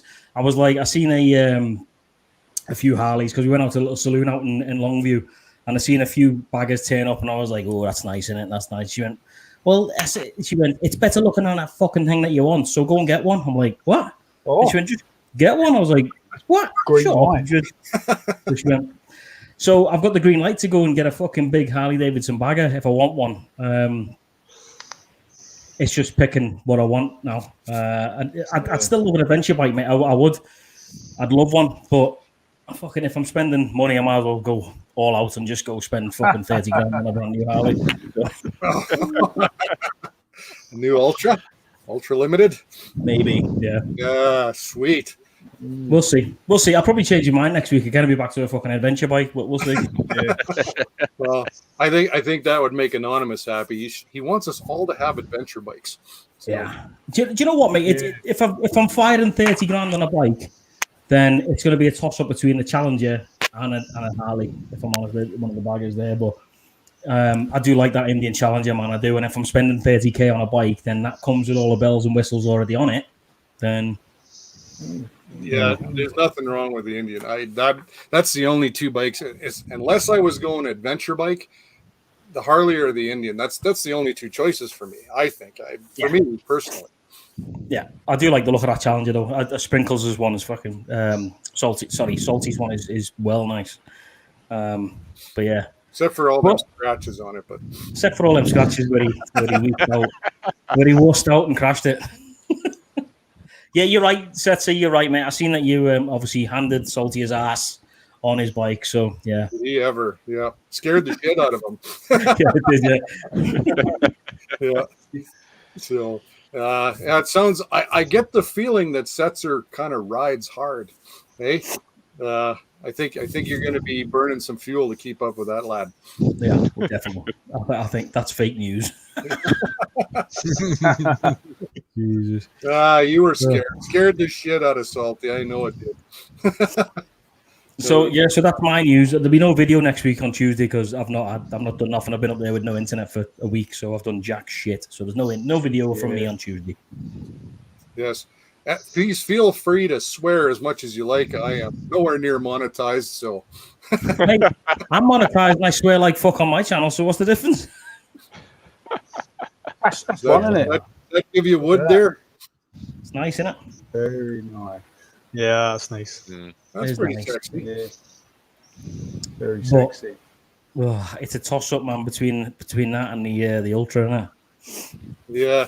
Well, I guess time will tell when you're ready to pull the trigger. You've got some other things that are kind of got to get out of the way and handle first. And then That's true. I've seen a lot. There's been a few guys getting new bikes recently. I've seen Fletch got a new one, and oh Jesus, who the hell else did? Jesus has got one.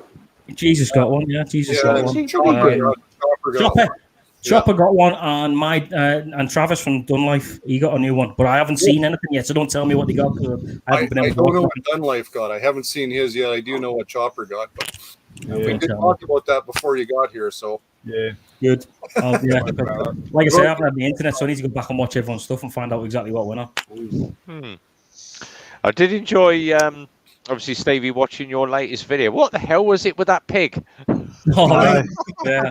So you probably that was just a revamp of a video I did, like I think it was 2018. I think that we did that trip. So just sort of revamped it for that specific area. That was really nice out there. It's lovely, mate. The scenery down there is phenomenal, man. But yeah, the pig, Happy the pig, he's like the celebrity of the campground. Brilliant. I seen that video come on. I was like, "What the fuck? How did they go on a trip without me?" And then I realized, this is way before me. Yeah, no, it was 2 years ago, mate. Well, it was longer than that. 3 years ago now.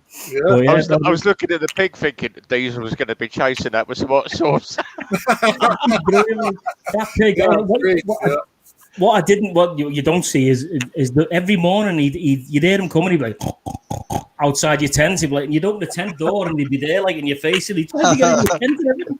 Like, get the fuck out when you're coming in the tent. But what a pet, man. He was fun. It was brilliant, mate. He was fantastic. And he let you stroke him, and he was great. Just run the Drana campground all free. Fantastic. Oh, brilliant. Yeah, Happy the pig, man. Pig. I don't know. That's the only good pig is on his bacon, man, or pork belly. Yeah. But the good thing about that trip as well, for me, the best thing about that trip was the salmon. Watching the salmon spawn up the river and that, man, was phenomenal. And picking one up and letting it. Yeah, you could tell they were tired the way you were. They were hanging. You could see there was like loads of them dead. There was like a couple having a sleep and stuff, and I was like, "Ooh, let's have a go." Oh, one for you, Stevie. What's that, mate? Oh yeah, look at what Rev got. Oh, bit of Crown Royal. Yeah, someone sent it to me. I was like, no idea who it was that sent it to me. I just got it sent to my address. So whoever sent it, thank you very much. I'm like, nice. Enjoyed it. Very cool. It. Yeah, and they filled it up as well. Fucking hell! Yeah, what's in it? Lemonade. No, it's actually got some. It's actually got proper Crown Royal in it as well. Well, maybe it's probably still out of a barrel. Yeah, I was gonna say, is any left now? Or what? There's not much left now. we can make a thing over here, Rev. It's called Swish. You can buy the empty barrels, whiskey barrels, and they burn them on the inside. What you do is you put about 10 liters of boiling water in there, and then you put a wooden cork in the hole. And every day you turn it a quarter turn, and for 2 weeks, and then you get what's called Swish, and it's about the exact same amount of alcohol as it was the real whiskey that was in it. You've got that oak barrel taste, and you can buy these little flavor packets, and you pour that in there, mix it all up. It turns it the same golden color, and you've got yourself 10 liters of whiskey for about $25. Well, I've got 5 bottles of root beer brewing downstairs. Oh, do you? Did you use one of those recipes I sent you? I used one of your recipes. Excellent. We went out and got some. You try going into a department store and saying, "Have you got any sarsaparilla?" What? What's sarsaparilla? Yeah. So, yeah, I've got 5 bottles. I've got 5 bottles brewing downstairs. So that we're going to try that out as well. When I was a kid, man, making your own root beer, that was huge. That was good times. Yeah, It tastes like fucking TCP, that shit. It's horrible. Believe it or not, someone said to me, "What does it smell like?" And I went, "If you happen to be in England, you know what Germaline is. Yeah. It's got the smell of Germaline." Horrible stuff. Jim, can we officially call you a veteran yet or not? No, not June. June? June. All right, okay. Yeah, All right. June. Yeah, not till June. Yeah. Nice. Yeah, unfortunately. I know No. Deadnote has just become officially a veteran Oh, was he? last week. Yeah, so he's now the veteran of the Canadian Armed Forces. Brilliant. Isn't Quick it? one for Wibbly. Moonshine. Yeah, Wibbly, if you go into Asda, you can buy moonshine on the shelf now in the alcohol department. Are you guys allowed to make it over there? They actually sell it now. You can get apple, honey, or strawberry moonshine, and it's, I think, 14.5% proof. That's it. Yeah, that's it. That is the maximum you're allowed. Our 14.5%. beer is 150. 150 proof. Yeah, it's called White Lightning for a reason. But you can actually buy the kits illegally in Canada, and you can make moonshine. We've got the same stuff over here. It's called brake cleaner. Yeah. Hey, that reminds me of something I forgot to ask you, Rev. You talk about some spray that you put on your bike to keep it from rusting. ACF 50, the good old ACF 50. Yeah. So yeah, that's not a problem we really have over here with the rust. I mean, we don't clearly we don't get the rain that you guys do over there, but isn't that like WD-40 kind of the same idea? It's a spray of petrol. Lubricant? ACF 50 was actually designed for the aircraft industry, so Jim will know about this. Yeah. They use it for spreading on the alley, and it stops the corrosion on the aluminium wings, and so they basically coat the wings and everything in ACF 50. But doesn't everything stick to that? Yes. Yeah, let's say dirty. Yeah. If you look at some of the rides where I actually take the bikes out first thing in the morning, because what we do, we hook the bikes out. Every bike gets started for 15 minutes, hook it out, leave it on the yard running.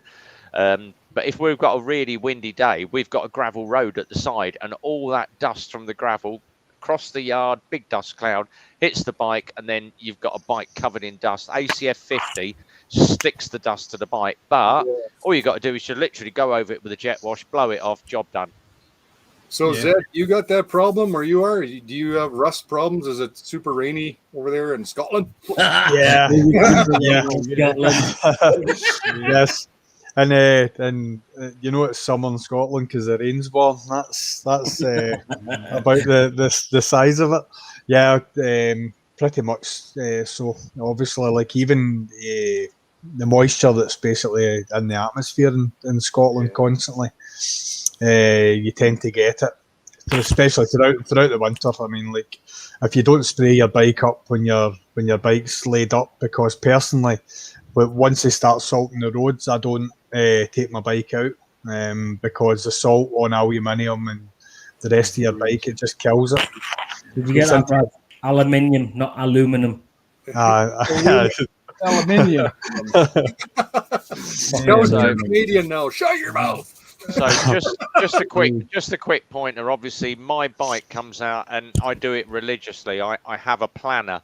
So 10 o'clock every morning, fire the bike up. 12 o'clock, the bike comes out. If I ride it for an hour, bring it home, wash it, dry it, ACF 50. Now, my bike, 1996, this bike. Let me just get in close. A coat of ACF 50 after I've washed the bike when it's dry. That is in close on the bike. Not a spot of rust on it. Yep. That is how good ACF 50 is. I'd always say if I could bath in the stuff to keep me preserved, I would. So which one of you guys lives anywhere near MotoRev? Craig is in the Midlands, I think. You need to go see him. I don't know if you guys saw his video. He has that coolant leak on his bike. But I was looking at, man, has he got corrosion? I know exactly what you're talking about. So he's about halfway between me and Zed. Take him a bottle of that shit. Yeah. Help a brother out. So if you actually look at the UK, Zed's right up the top. I'm literally in the middle. We're 50 miles north of London, and then Jim's the other side of London. Yeah. Nice. So off to London and across I think you're across to the right a bit, aren't you, Jim? Yeah, east. Yeah. It's east. So not a problem that me and Scouts have over here. It's drier than a popcorn fart where we are. Yep. The exact opposite problem. We get dry rot. So, but at least our bikes don't rust. So Yeah. Yeah, that's true. unless we go to BC. BC is like the UK. Just rains. Yeah, I couldn't You've hang got it some back. competition for Cookie Monster anyway. Yeah. Oh, Who's that? what do you got there, Zed? What's Where that is it? said? Missed it. So The new edition. what the hell is that? This is Echo the Gecko. Holy moly. Echo Oh, the he's an Gecko. insurance salesman. He's a little bugger, this one. I don't like lizards. He's quite cute. It's actually my nephew's lizard, and he prefers to play the Xbox and look after the lizard, so we took him on. But when I said to him, I said, "How long does it last? A couple of years?" And they went, "No, this thing lives for 20 years. So it's bastard's going to outlive me." Yeah. Yeah, that's like parrots and shit. They live 100 years. Yeah, That's a Yeah. 3-generation pet right there. But the best thing is, all he eats is worms and crickets. So plenty of those in the garden. So I- my daughter likes those things, and the pet store gives you, it's called a cricket card, and you take this, you charge it up, you take that in there, and each time you swipe it, you get a little bag of 25 or 50 crickets or something. There's a girl on TikTok, and she rescued a parrot, and it was basically belonged to a Vietnam war vet. So this parrot swore like a trooper, and it also it quoted lines from porn as well. Oh, geez. So it's Brilliant. all over TikTok. The bird's amazing. So it is. I should check that out later. Yeah. No kidding. Well, so Scouse, Yeah. what's nice this weekend? Oh, have you got the young man? Yeah. But he'll be all right for an hour. Fling him on an Xbox. Right, quick There smoke you go. break for me. Yes, we got to get out there. So I went out. Nice. I don't think you were on yet. I got out last weekend with the missus there we put about 250 miles on. Just took off and gave her. Yeah, Nice. went a lot of places nowhere. Oh Yeah. buddy. That's what you doing it? Just drive. What's porn? What's Paul? That's what's in my garage, bitch. Bike porn. Yeah, So what else you had on tonight? Just the usual crew? the usual crew. Yeah, we had really no Yeah. game plan. We just haven't seen each other for a little while, so we get together, Yeah. see, catch up, see what's going on. Cool. So, Yeah, it's been a bit quiet. Cool. Yeah. Wibbly wobbly. Setzer, come on. Literally, come on. You know what I mean? Yeah. we have room for one more. Oh shit, yeah. I keep I'm forgetting. on the non-paid version. Yeah. I'm the Yeah. same. The Oh, tight my. ass version. Yeah. Yeah, that's right. The tight ass version. Hey, I've had one live stream in my life, and this is it. So just give me your account number. Go fuck yourself. Oh, Is that all one word? oh, wait. Alright. Yeah. Hashtag go. Capitals. I'm at work. Yeah. Yeah, some little bastard robbed his truck, didn't he? Yeah. Well, I hope they find him. He's got his feelers out, so hopefully they find the Thieving little rats, man. Break the fucking legs when you find them. I hate that stealing shit. That's just brutal. That's such a violation. Yeah. You know what Yeah. they do to thieves in Iraq? They chop their hands off. Literally like Fucking like a right, deer, yeah. just go down there and then fucking whack. That's what you should do over here. Yep. Little fucking Except for, oops, we got the wrong guy. yeah. Oh, Sorry, well, good luck. Yeah. tough shit. So, yeah. So really, we didn't have a game plan. We just wanted to get together, and Jim was assistant. What was that? Was that somebody fighting there? Yeah, I think it was. It was Red Bull. No, like, look at that. Look, he's like, That looks pretty guilty. Yeah. Yeah, you missed Prairie Boy. Haven't seen him forever. Jesus, he's still alive. Yeah, he said he was Yeah. going to come back and come on, but haven't seen him since. Yeah. Jesus. Well, Zed, did you tan full crate of Corona and a bottle of whatever it was that you were smashing last week? Yeah, because I drank a bottle of Buckfast on Jim's live stream before I came on to yours, and decided to tan a whole case of beer as well, just for the sake of it. I was in absolute rag order the following day, mate. I was dying. I You know that. know. Yeah. Yeah. What was it? 4:30 in the afternoon. I tried to get him up. He's like, I can't. I'm fucked. Oh, I was the same. I had somebody else's head on. That must have been legendary. It was a great stream. And it's funny. Yeah, it was interesting. You never know. I might go to shop in a bit, get some cans, and then we'll hit it again later. Eh? Fuck it. You gonna do a live again tonight, Skills? I don't know, mate. I'm in the naughty boy books with the missus, so I doubt it. You what?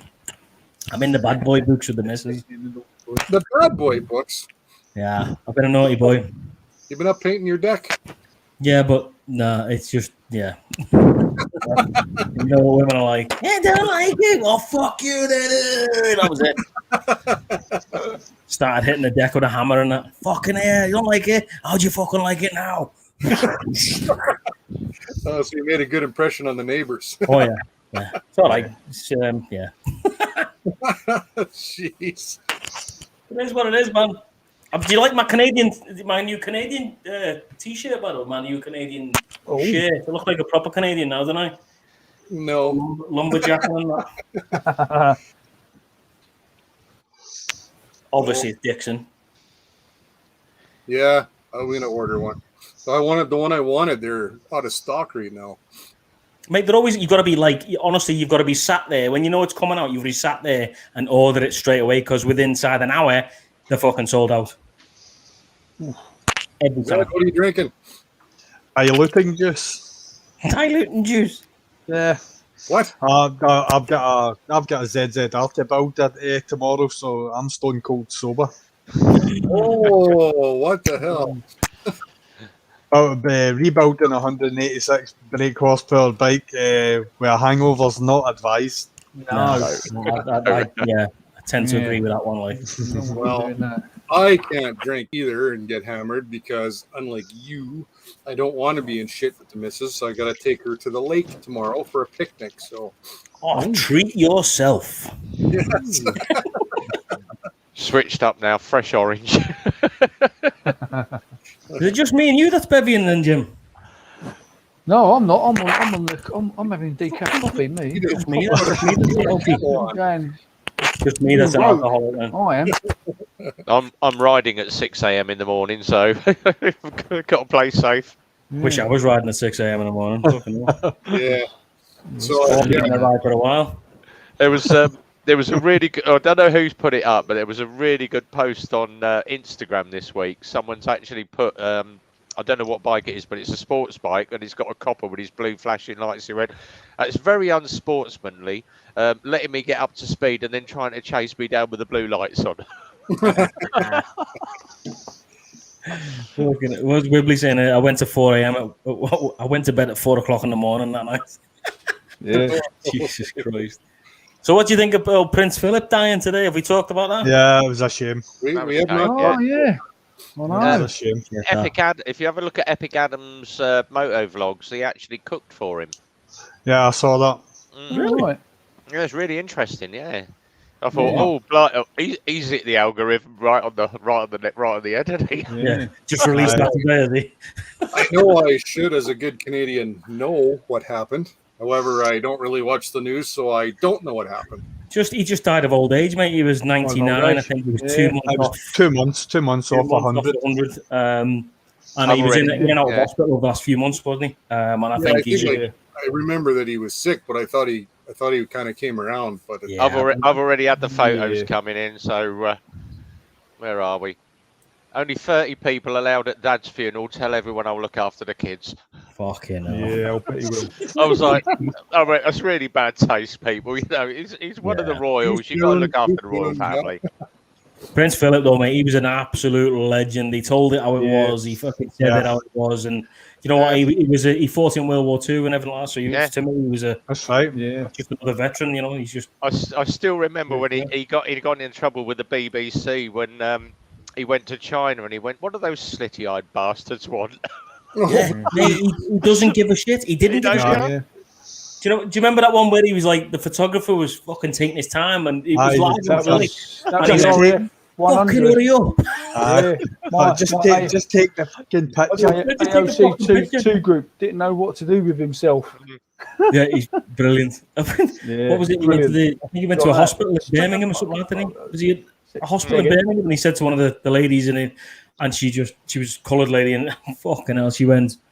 He went, so what boat did you come over on then? And you seen everybody just Yeah. fucking God. And he didn't know what he said. He didn't realise what he was saying until No. like afterwards, and then he had to come out and apologise. Like, Jesus Yeah. Christ. The thing is, the older he got, the I've neither seen work.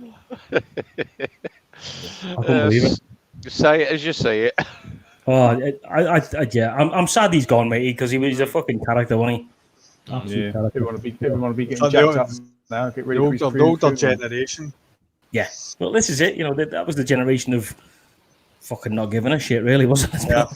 Yeah. That's a bit like old Harry though, because Harry says it as he sees it. Yeah. We don't talk about him. Harry. He's all Who he's we all talking right. about? Who's this Harry? Harry who? Yeah. Nah, mate. He's Is that the one with the big collars and the bald head? That fucking Yeah. yeah. Harry Does Hill, you you mean? been friends? Yeah. Fucking Prince Goddamn Harry. couriers. You know, big sticker right at the front door, right at the doorbell. It says courier, side door. They throw the shit on the front step and leave. So I had to go over there before the porch pirates get me. But geez, just unbelievable. It says right on the label, side door. The front door says to go to the side door, and they still just chuck the shit on the front step. They're retarded. That they are fucking retarded. Half of these people drive them trucks. I hate couriers.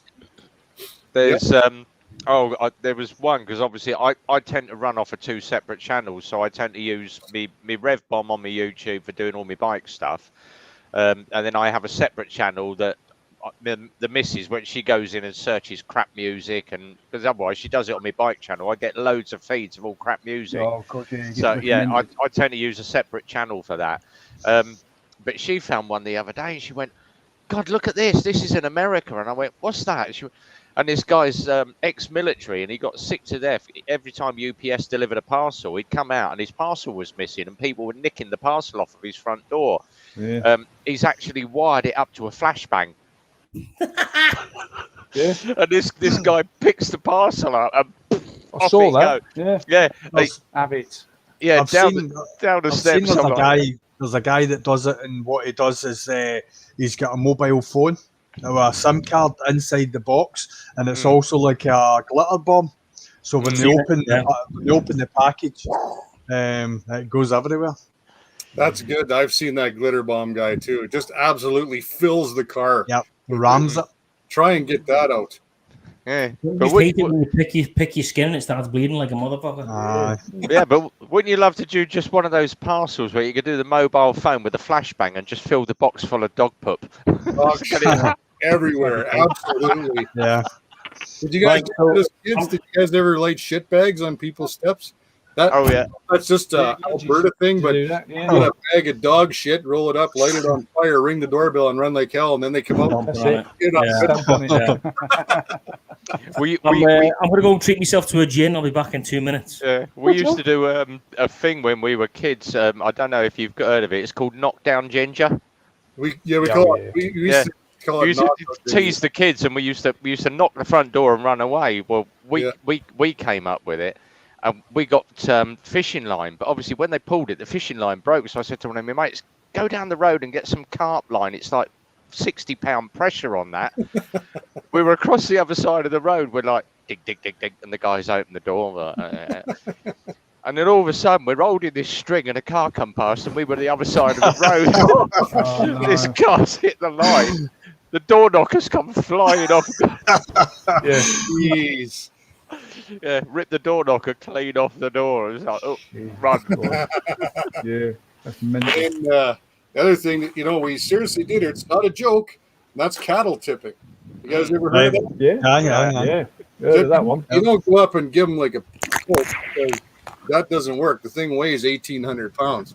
Yeah. So you get about 8 or 10 feet away, and if you can tell they just stop chewing. If they're just standing there and they're not chewing, they're asleep. then you take that 4 strides and get your shoulder into it and just slam into them. And to be fair, cattle tipping is kind of bullshit because all you do is slam into it and then it tries to kill you. So, I've never been able to knock one over, and I've only actually really played it 3 times, and I was kind of drunk, but on the backside of the Cypress Hills. But yeah, it's the best part of that is running like hell, not killing yourself, getting back through the barbed wire fence, and not getting trampled by an 1,800-pound pissed off snake. My big brother, he stays up in Aberdeen in Scotland, and they've got a game up there where they go into the fields with the sheep and they put pick a few of them and put bells round their neck. It's so they can find the good-looking ones in the dark. As soon as you said sheep, Zed, I'm like, Velcro gloves, eh? That's it. They all walk into the field with wellies on so they can put their back legs into the wellies. There was an old one. We obviously being an ex-DJ, we used to do a lot of work with the NAFI camps and the Royals and that. And we got an invite down one day. My agent phoned up. He said, I've got you a really good gig. He said, you've literally got to do 15 minutes music between the 2 bands. Brilliant. How much is it? And it's like £700. And I went, for 15 minutes music, I'll do it. Oh, but it's a black tie function. You've got to have black tie, dicky bow, blah blah blah. Where are you doing? I said, where is it? He went, oh, it's in down in London. You're doing Sandhurst. Okay, he said it's a big military centre, Sandhurst. All right, so we drove down to Sandhurst with the van. They put mirrors under the van. They had all my boxes out. They went all through my boxes. And we were working with Jim Davidson. And I said, and I'd actually messaged Jim and called him. I said, when I pull in, where do I go? He said, what you do, you pull in, turn right. He said, there's a huge, great square. Park on that square. That's the car park. Oh, he's having your eyes out. I pulled in and I pulled up. RSM come out. What the fuck are you doing? You're on the parade ground. Get the fucking man off. Yeah. So straight on the parade I went, ground. oh, sorry. Jim told me to park here, and he went, not fucking Davidson. I went, yeah. He went, no, up there. Turn there. Sergeant's Mess on the left. Went and did the sergeant. Parked up. Got the gear into there, and their hall for their entertainment hall was absolutely massive. So gone in, met Jim. Hi, Jim. Blah blah blah. Hello. Yeah. Go up and do your sound checks. I've literally put a CD on, played the first 20 seconds. Sound guy's gone, yeah. Mike, yeah. 1 2 1 2 testing. But yeah, okay, you're good to go. Jim's picked the mic up and he's gone. Hello. 1 2. Oh, Jesus. Not working. I think there's some delay on this. And the sound guy's going. And he's messing around. He went. He done it. Yeah. And then he realised Jim was messing around. He went, all right. RSM was walked in and he went, hello. I said, oh, sorry about earlier, blah, blah, blah. We've gone all through it. Who's the act? Oh, we've got an act on. Who's that? It's, some X Factor celebrity. All right, okay. What's his name? Will Young. Will Young's come out, the scruffiest holy jeans, dirty, grubby white T-shirt, and starts, better leave right now. Can't hear my monitors. Monitors, please. Blah, blah, blah, blah. The RSM turned to Jim Davidson and he went, who's that? And he went, Will Young, sir. Well, who's he? And he went, winner of the X Factor. All right.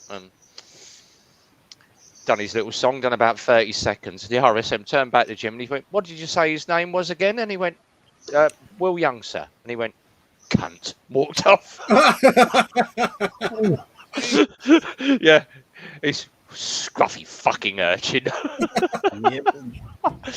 But we had such a blast down there. Really, really good. Jim does a lot, obviously, for the old military veterans and that. So yeah, well done, Jim. So yeah, we had a great time with him. He came out to Iraq. He does like the SCE shows, and obviously Jim will tell you about it. He probably seen the same thing.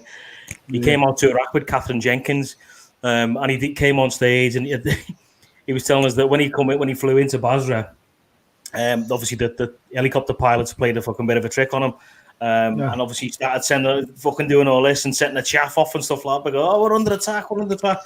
Well, fucking Catherine Jenkins was white as a fucking sheet. He and he come on stage in front of all these squaddies And we just come back in off patrol, so we were like, "Can we go and watch, Jim Davidson?" Because we were like proper workers who did the patrol, while all the RLC folks who stayed in camp got to watch everything that came over. And obviously, he went on stage and he was brilliant, mate, for about 45 minutes, just shooting the shit with the boys.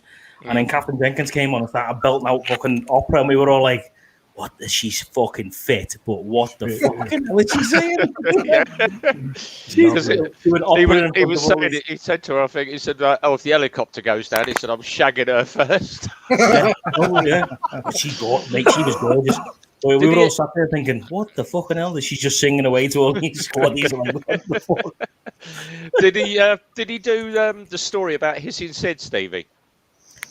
Mate, do you know what? I honestly can't remember after what he was saying, because like, you just come back up off and fucking 12 hours. Because when he did the Sandhurst thing, we went in to get some grub before, obviously RSM had buggered off, and they said, "Oh, you've got to watch out for the staff sergeant hissing Sid." He said, "If Sid comes in, he's going to bollock you for obviously eating in the sergeant's mess, because you're meant to go and eat down the naffy." Yeah. Because you've got to be like the epaulets on the shoulder to get into the sergeant's mess. So we're in the sergeant's mess. We've had some grub, and barman said, "Oh, do you want a drink, Jim?" "Yeah, I'll have a whiskey." Jim's typical. "I'll have a whiskey." I went, "Oh, I'll just have a beer." We stood there, and the room went dead quiet, and we're like, "Oh fuck!" And everyone's going, "Hissing Sid." And we're thinking, "Oh god, hissing Sid, is this guy going to look like a little scaly snake with a pointy face?" And Jim's turned round, and this bloke stood there with all the military gear on, his dress suit on, and he went, "So, I take it you're Jim Davidson, and you're the DJ tonight. So nice to meet." Jim stood there, and he's like trying not to laugh, and I'm like, "Oh, of course Jim set me off," and I'm like, he walked out the room, and it was like everybody was like, "Ah!" Ghost, was Sid Freeman your RSM? Say again, bud. Sid Freeman, was he your RSM out here? No. You weren't there? No. When was that? Well, that's probably been 8 or 9 years now. No, mate. I've only been here 6 years. Yeah. So he was my next door neighbor out in the country, and yeah, he was awesome. But what a big dude. Yeah. So I got to do a lot of pretty cool things out on the base with that guy. all that's gone now, mate. I keep telling you, it's not like it used to be. Now it's literally we're just a fucking a health and safety fucking mad British fucking army. That's all we are now. Oh, you can't do that because of this. Yeah, we've got big base here, you guys, and it's half of it's Canadian and half of it's leased by the British Army. And we used to take, they could take civilians out to the small arms range, and Sid had a special truck, the RSM that was here, and could go out on live fire exercises with him. And man, that was just, I don't know, it's old hat to Scouts, but if you haven't stood 10 meters from a Challenger tank that fires, you have never felt anything like that in your life. Like, the concussion from that gun is unbelievable, but it's so thrilling. Like, wow. It's Well, you would have been there for the non-depleted uranium rounds. You want to try and find a depleted uranium round, mate, out there, it's a completely different story. Completely different story. You fire a war round against a target, and it's just the concussion is probably 3 times more, and the bang is 3 times more because it's got a lot more bang behind it, and so on. So it's just it's crazy. A DU round, it's mental.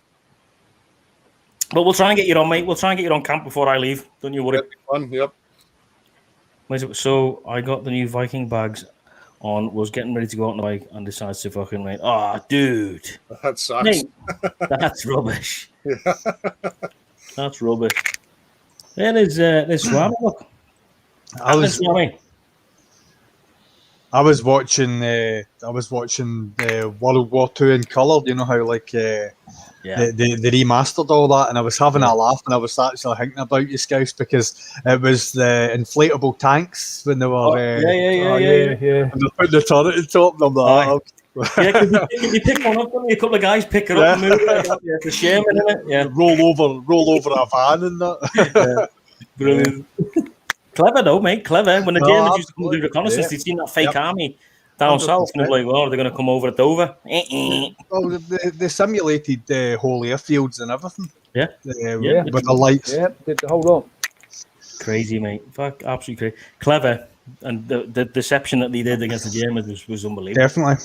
So I know Definitely. you guys probably already know that Scouse has another channel, and man, after watching a few of those videos, I want this shit in the world to be over so that I can go there. Man, I want to go over and all that history, war history and stuff. That is fantastic. Mate, there's nothing. It's like the reason I started doing that metal detecting thing was, one, I lived in an old SS house. Two, I lived on an SS camp. And she bought me a metal detector one time for Christmas, and that was it, mate. I was off. And the amount of shit that I found just lying around camp, you know, like maybe this deep. Some of it was like 6 foot deep and what have you, but, you know, silver SS spoons with Officer Heim Fallenbostel, which is Officer's Mess Fallenbostel, which is no longer there because it got blown up. Guns, helmets, badges, you name it, mate. They just, I mean, Jesus, I dug up a bloody anti-tank mine at one point. I was like, no, let's put that back in the ground. Yeah. That's Phenomenal. exciting, man. Well, it's funny you say that because the Bergen-Belsen video I did when I was back in Germany in November has just hit 20,000 views, man. It's gone through brilliant. the roof. It's gone through the roof. Going that. Yeah. It's unreal, mate. And the SS Castle one is close to 1,000. It's just, if you get time to check it out, lads, go check it out. It's called World War Diggers. It's on. Yeah. It's on Yep. YouTube. I'm subscribed. I know Yeah. you are. That's good stuff. It's exciting, man. Oh, look at there we go. What's your second channel, Stevie? It's called World War Diggers. Let me have a look now. If I knew how to put the link up, I would. I found it. I've got it. Okay. There's a lot of stuff on there. Obviously, the stuff that's on there from bloody nearly 10 years ago now. So excuse the horrendous camera work, but obviously, you know, back then we didn't have GoPros and all that shit. So, Yeah. but you know, you'll see it, mate. I've tried to keep it as up to date as I possibly can, and yeah. you know, it works. But I'm chuffed for the old Bergen-Belsen video, man. That's 20 grand on the views. So I'm like, woo. Oh, that's all right then. Yeah, good. I know you mentioned the old Falklands the other day, so yeah, I had a comment on that bloody place. Yeah. Well, it was anniversary, wasn't it? Yeah. 'Cause we did all Yeah. the comms on that, the bloody Mount Longdon. That was fun. Really? Yeah. Oh, Jesus. Yeah, So you've all actually the been there? Yeah, been there. I was. Oh God, I did the last 3 months of it. Oh, mate. Yeah, I got in just after all the action, but obviously we went in to take all the comms down and get all the towers back down because obviously Wow. the signals, we did all the logistics for it and all the radio arrays. Oh, so you got a Falkland? Must have got a Falklands by the I link. got my Falklands badge. I got my veterans badge as well. Nice, so, man. yeah. That's brilliant, mate. But I always Yeah. said, you know, if I was still single, I'd jump back into the army. You know, I loved it back then. We did Dortmund in Germany. We did Belize, training in Belize. That place stunk, absolutely stunk. Yeah, Belize. Yeah, the worst one was Northern Ireland. Hated Northern Ireland because we had the original. We didn't have all the new. What is it? SA? Is it SA60 or something that they had? SA80. SA80. Yeah, we had the old SLR. SLR. Yeah. Jesus Christ. The elephant gun. The elephant, yeah, and you were stood on the Falls Road, Northern Ireland, and you had all the kids spitting at you, throwing bricks at you, and you were stood there, British Army, get away! Yeah, yeah, mate. I know. I spent a month over there, and it was fucking horrendous. With no rounds in the gun, you weren't allowed to have rounds in your gun. I hated it. I fucking hated it. It was horrible. We went over there to do a show. We took a tank over there to do a show to recruit people. Obviously, you know, it's part of part of Britain. So we went over there to recruit people from Northern Ireland, and the riots went on. The riots kicked off, and we got roped into fucking going down for the riots. And my fucking God, mate, it was horrendous. It was like you just said, people chucking piss at you, and fucking, it was horrible. Yeah. Hated every. I spent most of my time repairing them frigging Klansman radios. That's the Klansman, yeah. I prefer. I love Klansman. I love me backhoe wallet. Bit of So Klansman. easy, isn't it? Yeah, backhoe. You could fix one of those with a Rizzler packet, the silver paper from a Rizzler packet, and Fire it on. fuse wire and a couple of spanners and a screwdriver, and you could get the thing up and running. Mate, you need a degree in fucking rocketry now to figure out these Bowman kits. I've got the biggest single Bowman account in the army, £660 million worth of Bowman account, all on my fucking flick, and I'm like, don't you fuck this up, lads, because if this goes mental, I'm gonna get in the bill. Yeah. It's that Bowman stuff that we've got now is just crazy, mate. It's constantly having to be upgraded, so we're always having to send it back to be upgraded. And then I'm like, well, hang on, if we send this back and we get a battle group in, what are they going to use? Don't worry about that, RQ. No, don't worry about that. We can't send the radios back because the lads need it. Yeah, be fine. Right, okay, whatever. Well, believe it or not, one of the guys across the road, he literally lives about. He's dead now, but his family lived about 9 doors across the road from me, and he used to do a security service called Blue Beret Security, and he always used to wear a blue or a dark red beret, and he always used to wear the. And I said to him, "I ex-military, sort of, but I'm very, very." And we got chatting down the pub. He got a little bit pissed one night, and I said to him, "So what were you in?" And he went, "Can't mention the regiment." I went, "Oh, it went out of Hereford, was it?" And he went, "Might have been." He said, "But 22nd. He was 22nd Reg." And I said, "Oh, did you ever do anything?" And he went, "Yeah." He said, "Obviously, he got pensioned out with PTSD. They did Iraq, and he said we had a thing called a 4-man DEG, which is basically a 4-unit company." He said we were 20 miles behind lines in Iraq, and we got spotted. He said we had to bail quick. He said we got 5 miles from the border, and we took an RPG. He said and it landed on the ground, took the last guy out, and basically blew him apart. And he was there holding his guts in. He went, "Don't leave me." And I said, "Christ, what did you do? Did you try and get him out?" He said the guy was gone. He said we literally pulled a gun out, shot him, and fozzed the body. And I went, "Why is that?" He said, "Because you don't leave a body behind you, because they take the body and parade it around." He said, "So we fozzed him." He said, you get a fozz grenade. He said we literally just fozzed his body and legged it.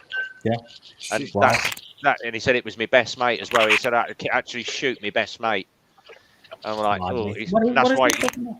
He had PTSD, and then he died a couple of years later. So he came out shitload of PTSD. He said with all the stress and that, just gave him a heart attack, and that was it. Job done. Yeah, the 2-2 boys, mate. They see a lot of shit being in the SAS. I mean, a couple of our lads from the regiment went for 2-2. Jim, you probably know a lot of lads that went for it as well. I went with the SAS. I used to be Special Forces support group, so so a lot of my mates are in the SAS. So it's a completely different they're pirates, they're assassins, pirates. Yeah, good job. Welcome to the stream, man. Thank you very much, gentlemen. Just got some beer.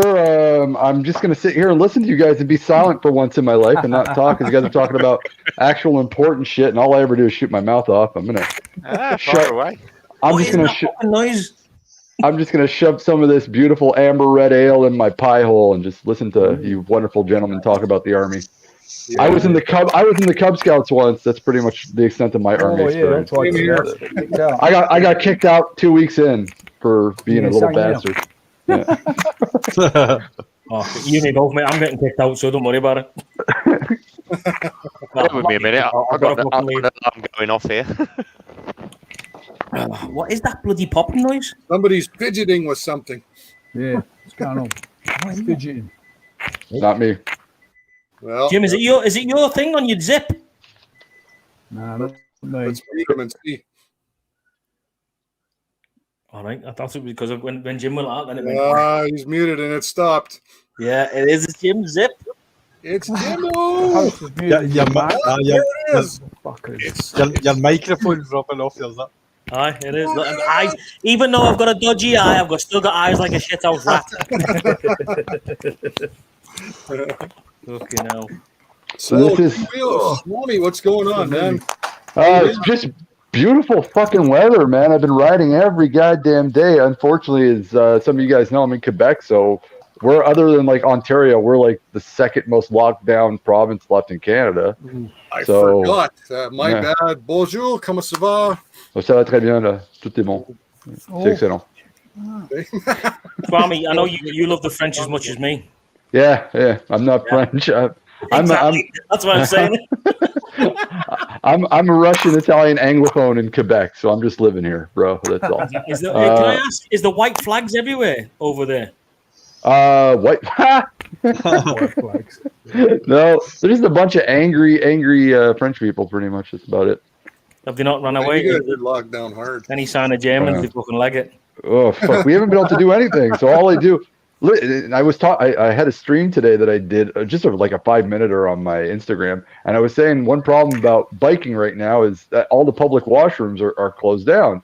So the distance that you can do on a daily basis is as far as you can go without having to take a shit.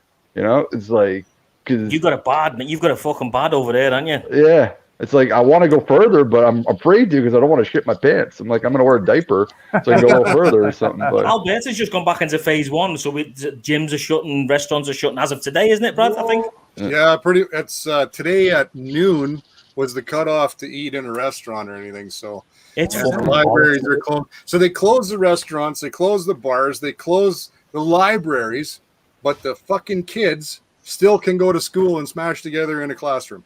Like yeah. just horse shit. You know, there's no rhyme or reason to it. But you know what?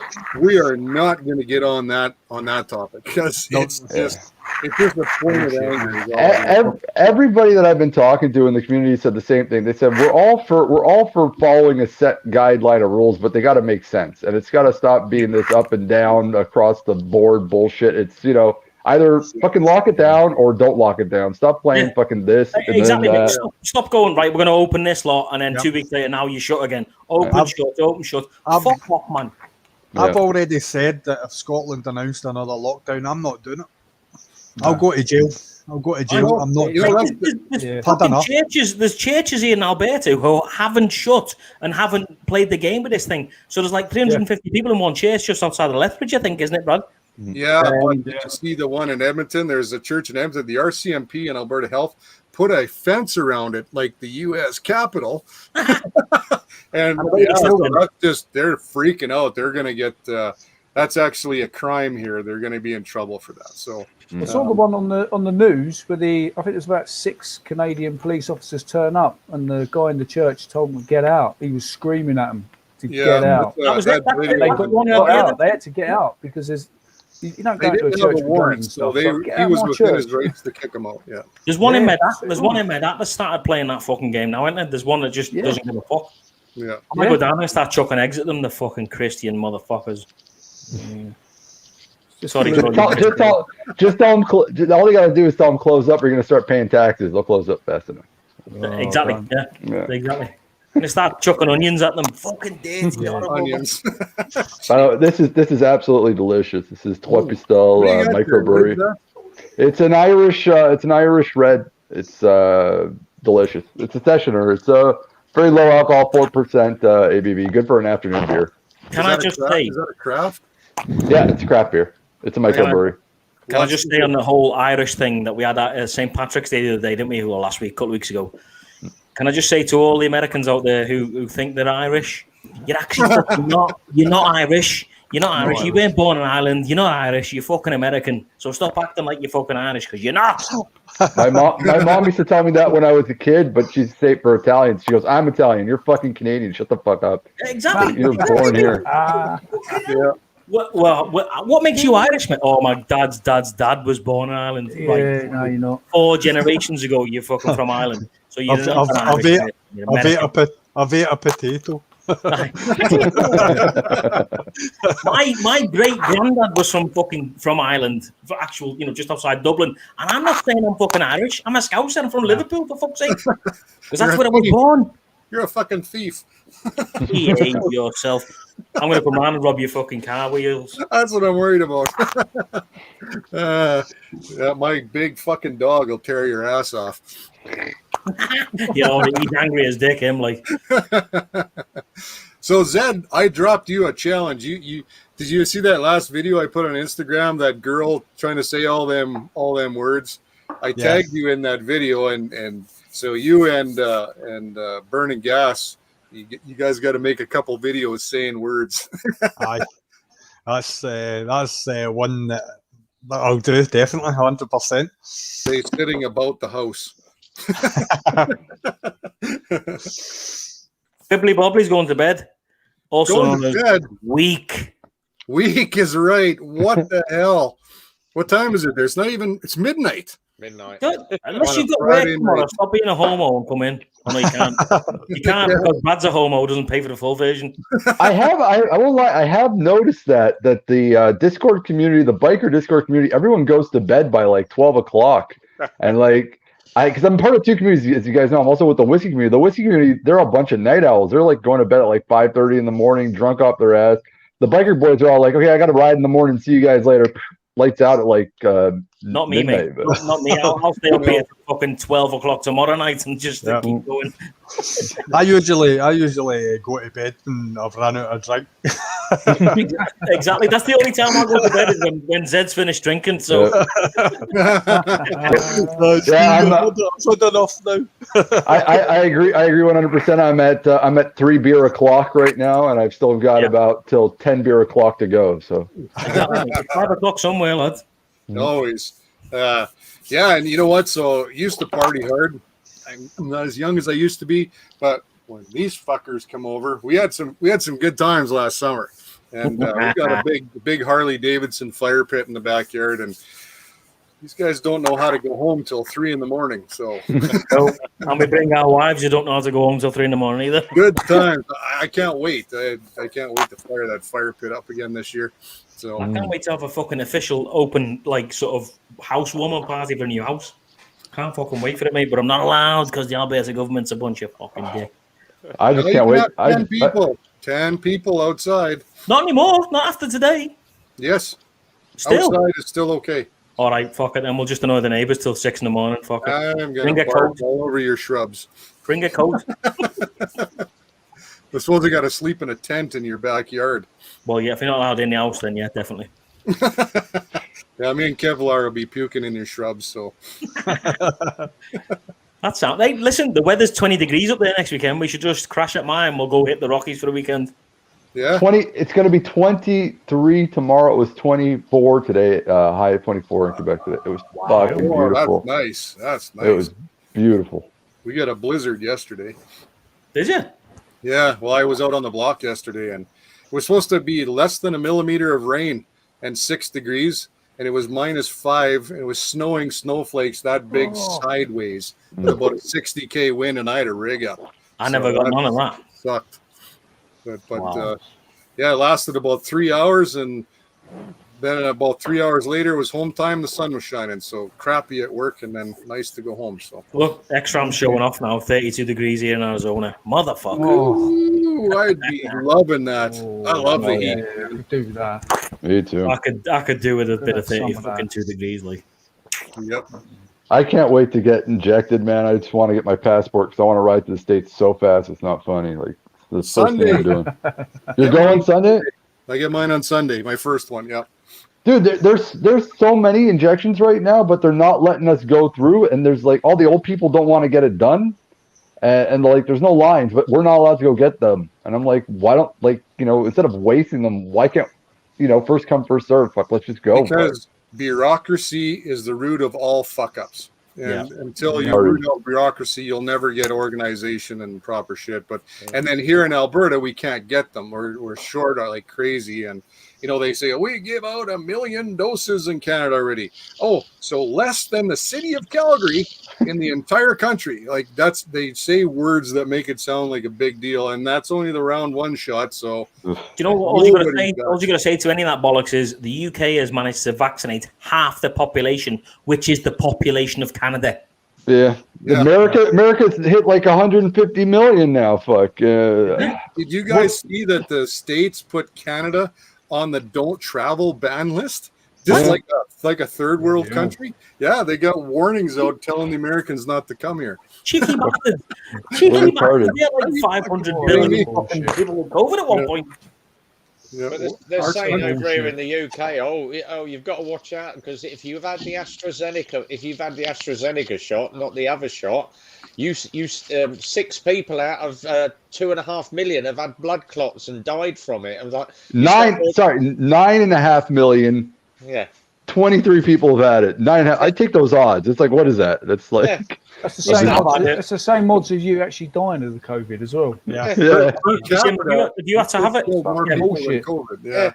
We've had I lots of people said, get "Oh, it. you know, I've had shot number 1," and everyone's like, "Oh, you know, would you have shot number 2 if you risk blood clot?" I've got more chance of shitting my pants and getting a blood clot. Mate, I got the AstraZeneca one. I've had one in me left right arm, whatever it was, and I don't think I'm going to go with the second one. Fuck that shit, man. I can't. Nah. You didn't feel very good. No, I felt like I've been run over by a fucking train. If I'm honest, do. Day after, it feels like you got the really bad case of the flu. I swear to God, I felt like I took a jab to the arm from Mike Tyson. It was fucking. It fucking hurts, didn't it? Yeah. Like it went like a week. Oh, I'll be all right in a couple of days. A week later, I'm still like.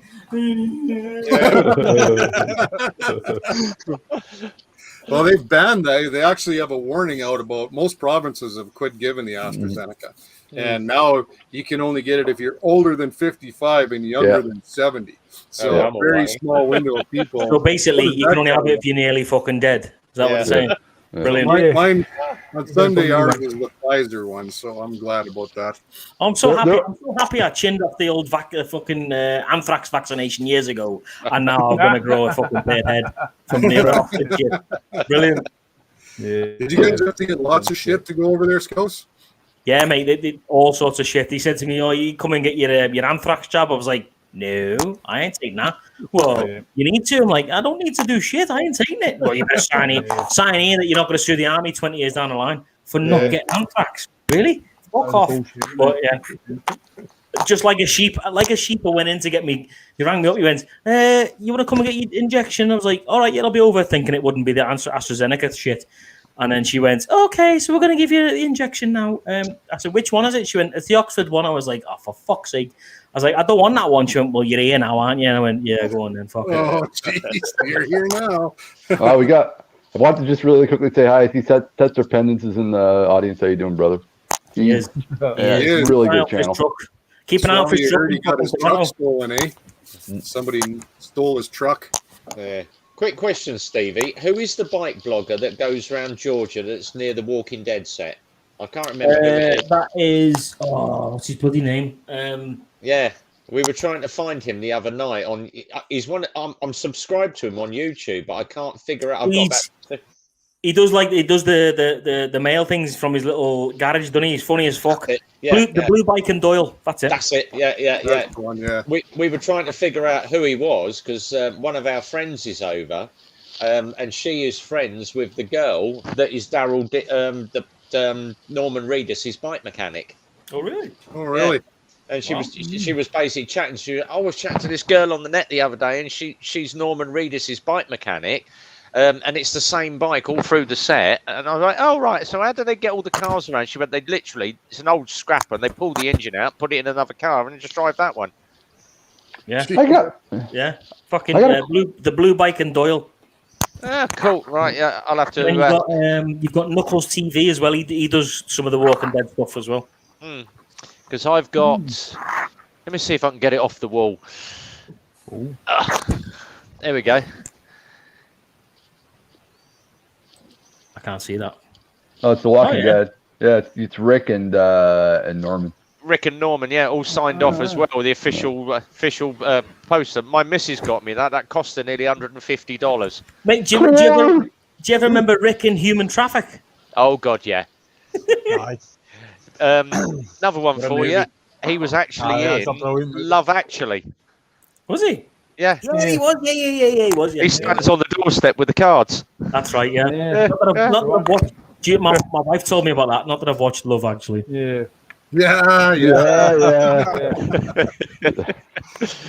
Because the other one we used to it was a series that used to be out called Strike Back. Strike Back, fucking hell, yeah. Richard Armitage. We actually went down. I do a lot of these Comic Cons where I go and compare, and we went down and I said, "Oh, we got this bloke on military show called Strike Back," and she went, "Oh." So I said, "We're going to introduce the show on blah blah blah." Met him, and I'm like, "Yeah, all right, nice to meet you." Blah blah. I'll introduce you on in a minute. And she went, "Oh, it's Richard Armitage," and I went, And she went, "Oh, he's hunky." And I went, "Hang on, you're married to me. What the fuck is going on here?" He's her hall pass, eh? Exactly, man. Has she not got the list of 10 people she can fuck legally? Not I've yet. got a list. I've got a list, man. I tell you, my list is 20 people long, but don't tell me. She actually came out with a really good one the other day because she's got her own car. I've got my car. She's got hers. And she went, "Can you check my water and oil?" And I went, "Why am I checking you? Let me go and show you how to check the water and oil on a car." And she went, "Well, I don't need to do that. I've got you." And I went, "Yeah, but what happens if I'm not here?" I said, "You're going to have to learn it." "Oh, I'll just get someone else to do it then." And I went, "No." Yeah. I said, "Oh, great." I said, "So when I'm gone then," I said, "you'll be having me clothes." She went, "No, your clothes don't fit him." Thanks, love. Fucking hell. Right, I need to top up. I'm back in 2. You're just going to dump your little micro bladder. Don't even lie. Listen, don't you sitting there gobbling off drinking a fucking iron brew. Smart thing to do with those lists is just make sure that you put realistic people on there, fuck, and then she's not gonna like it too much. Yeah, like your next The cashier at the grocery store, the lady at the bank, What's that stuff? your sister, Your sister. Your mother.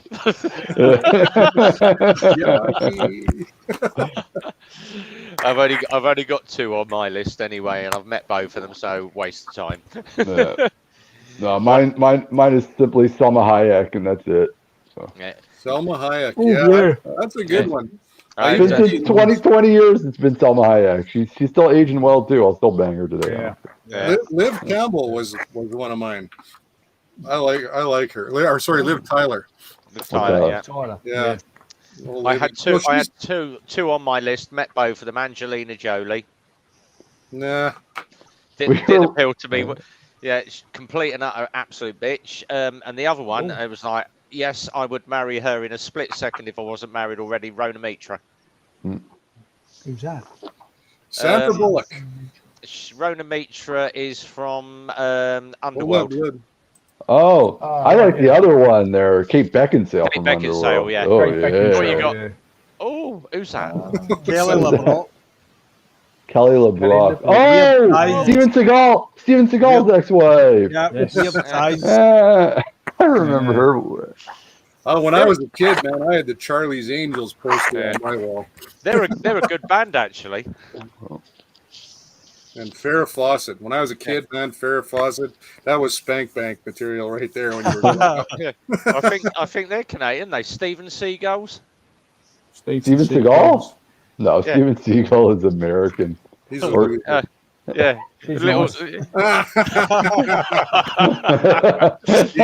Muppets. You wouldn't say no to the lips, Jim.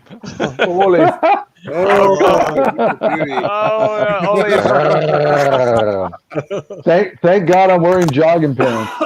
There is some weird shit there, boy. She had the strangest voice though, didn't she?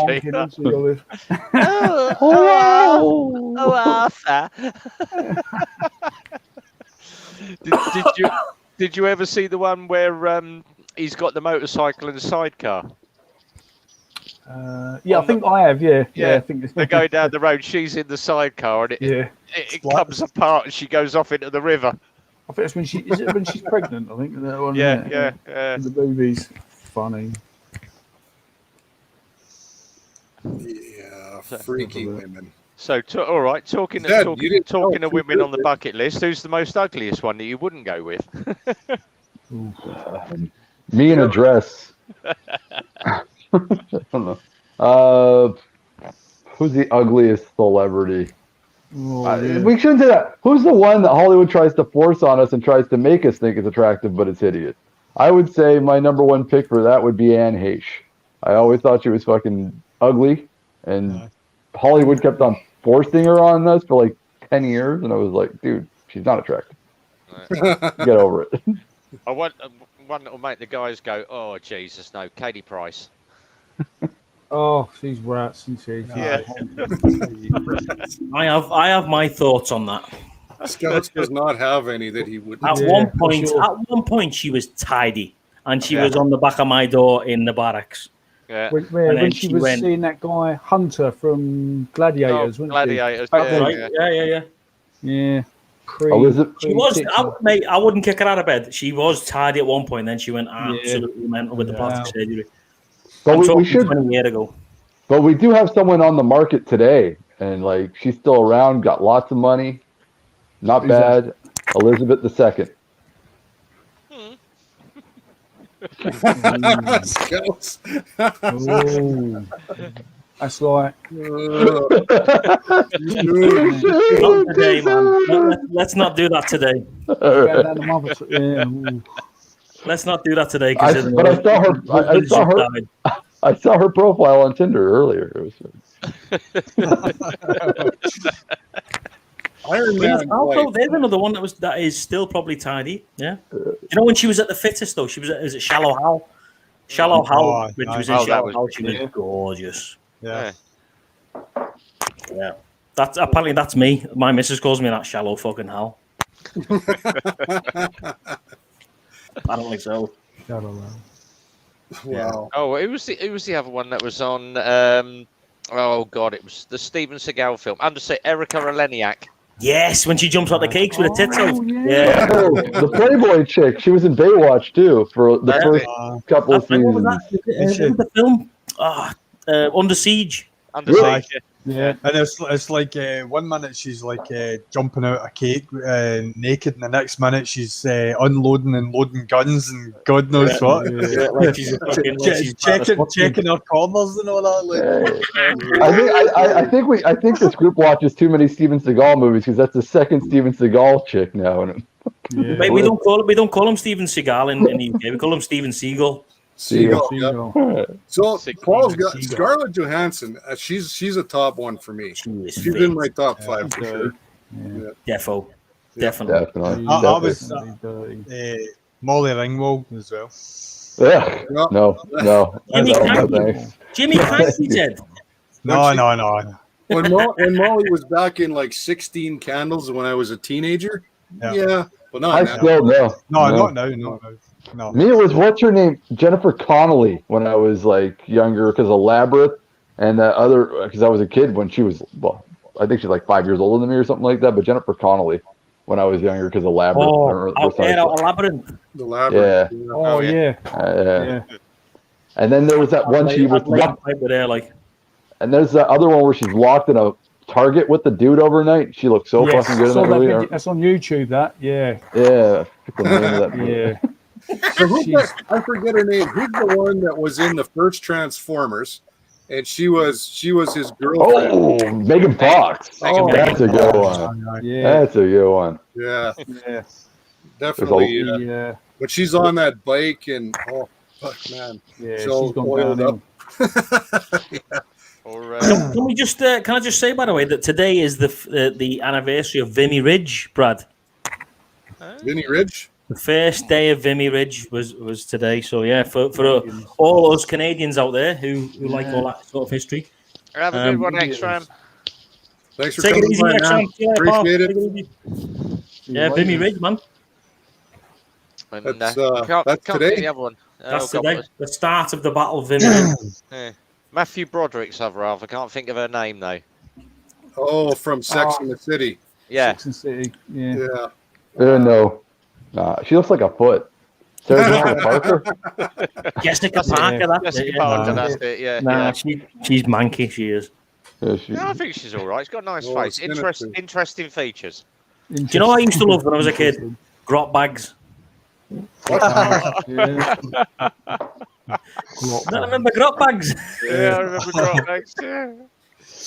Or oh God, what was it? The one that used to get it for me was the girl that used to do the Generation game. Oh yes. Isla. Oh God, what's her name? Isla Sinclair. Yeah. She was. Do you know what my ultimate kid fucking crush was Jet from the Gladiators. Oh, Jim knows. He said he even went. Oh yeah. You had a muscle girl fetish. All right, now I know I'll show you the picture of her. She was fit. She was lush. I used to have what was her name? If you're talking about the fit chick, it was Kiana Flex Appeal. In the morning, she used to have a show like where she was like a workout chick from like Hawaii, and I was like 15. Didn't need porno back then. That was fine. Yeah. I don't know if you can see this or what, but Oh yeah. Oh yeah. Look at that. Yeah. She She has reminds me- boobies. What was that girl? She was an Australian athlete for the Summer Olympics, and she like was like a jumper. And I remember she like for the Team Australia, and she did like the hurdles, and then she like did a dance before she went like and did her run, and that like became like viral on the internet for like a year. And she was like insanely hot. I forgot her name. I don't know. But what I do know is Jet from Gladiators was like, my room was always haunted because there was fucking ectoplasm everywhere. And Missing a lot of socks, I bet. Yeah. A lot of fucking sticky stuff. Yeah, you had Jet, and all we had was Workout Lizzie from Good Morning TV and Mr. Oh, Motivator. You don't fucking want Lampshade or some shit like that, one. You're the one from Gladiator. Have you seen Gladiator, by the way? Glad he ate her. Yeah. Don't say any spoilers. I haven't seen it yet. Just kidding. It's been 30 years. So. I always remember coming downstairs to get a drink when I was younger. My dad would always be watching the Cindy Crawford workout video. Covered in ectoplasm as well. Yeah. You don't need that now. You don't need The to pay house for is it. haunted, son. Yeah. Just Is have that 10 minutes of free view does the job. Yeah, remember that? Remember the old 10-minute free porn? That was amazing. Are you coming to bed? Nah, it's only 10 to 11. We'll stay here for another hour and a bit. I just remember anytime the Victoria's Secret catalog came to the house free in the mail, that thing disappeared really quick. And Do you know what Victoria's Secret is, Swami? what? She's a man. Yeah. Do you know what you don't see nowadays? Porn magazines stashed in bushes. Yeah. Bushes? You don't see that anymore, do you? That's quite true. Yeah, I remember finding a load of porn in the bushes. That was great. Well, that's the one thing. Generation X, we were normal jerk off guys, and then this generation is just weird. They like into like the stepsister and stepmother and all the weirdest shit. Like they got some. MILF wasn't even a thing when I was a kid. But what the fuck's a MILF? MILF I don't now? know, man. What is that? These kids Joe today- Guest. Joe Guest. Joe Guest. Yes. She lives in Yeah. Hove in Brighton. She don't look nothing like that now. Let me tell you a little story about Joe Guest. Do you want to know? Do you want a story about it? Go on. So, Stevie Boy was doing a show with the Challenger 2 main bottle tank, and guess who arrived? Who was part of the people on another show? Joe Guest came over to the tank. I was like to the lads, that fucking Joe Guest, and they're like, "Shut up, man!" I'm like, "I'm telling you, that's Joe Guest." So she came over to the tank. She's like, "Hiya!" You know, she's dim as fuck, and she's like, "Hiya!" I was like, "Hello." I said, "You're Joe Guest, aren't you?" And she went, "Oh," she went, "Shh, don't tell no one." I said, "Look, lads, I fucking told you. I told you." Come on, love. I'll show you around the tank. So I was in the turret with a tank, and I did actually try and get a phone number. She was having none of it. I was raging. Lovely. Yeah, she's got dark hair now. Yeah, there go dark. And she's Mate, got she's got ME as well. She's got what? ME. What's that? You know the where you get muscle spasms and always tired and. I thought that was MS. All the banging she did all them years ago. Yeah. So Kelly Brook. That's- Kelly Brook. Kelly Brook back in the day. On the big breakfast. Kelly Brook years ago. Big breakfast. Denise Van Outen. She's not naughty as well. Yeah. Do you know the best year of my army career, meeting all these celebrity birds, was when I did the Royal Army Corps display team, mate, in 2001. It was phenomenal. We went all over the country with a Challenger 2, and everyone was like, "Oh my god!" It was amazing. Yeah.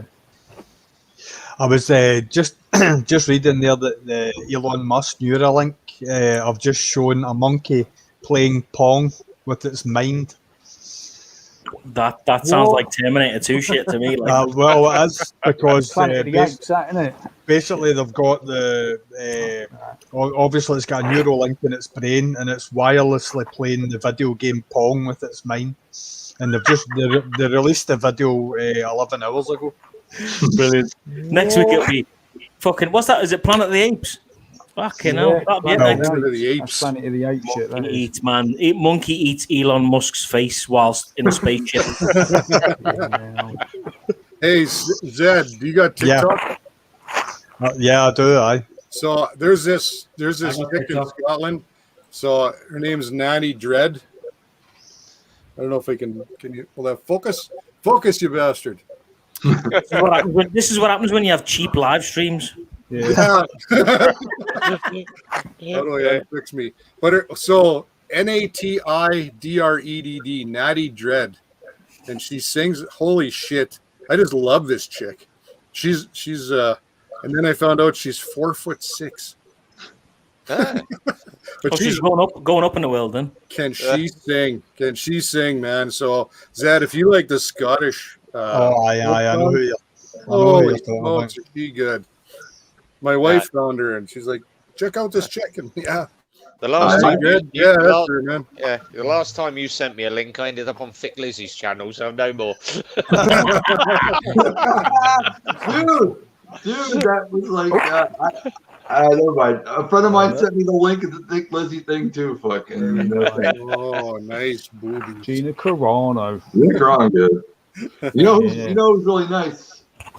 Meg's motorcycle journey. Oh, fuck me. Don't even go. Don't get him started, man. I'm going to do this.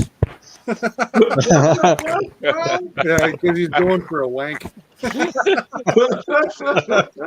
gonna go wreck a sock. See, every time her video airs, I know what the weather's like outside. I'm like, okay, slightly cold. Oh, here's one. See if you recognise these, Jim. Hold on. Oh, The Flatleys. Stavros Flatley. I've got a few on it. That's the missus. Anton Anton de Beek. Let me go through. I've got a shitload of Star Wars on here. Let me get Star rid of Wars. Yeah. Nice. You watched The Oh, Mandalorian. that's at the hotel, and she is absolutely lovely. Let me get it towards the camera and get rid of a bit of light. We all have good cameras. Let me go. Let me go in. Looks like the fucking headless horseman. There she is. Who's that? Kerry Katona. Oh, she's a right slag. She was All right, actually. She was all right. Paul put the girl I was talking about, the Australian hurdler. My favourite. Michelle Jones. I absolutely love this one. Spent half a day with her. Jodie Marsh. Nice. Oh yeah, Jodie. She's That doesn't look like you at all. And then little blonde one. That's Jo from Snow White and the Huntsman. Oh. She was one of the little dwarfs from Snow White.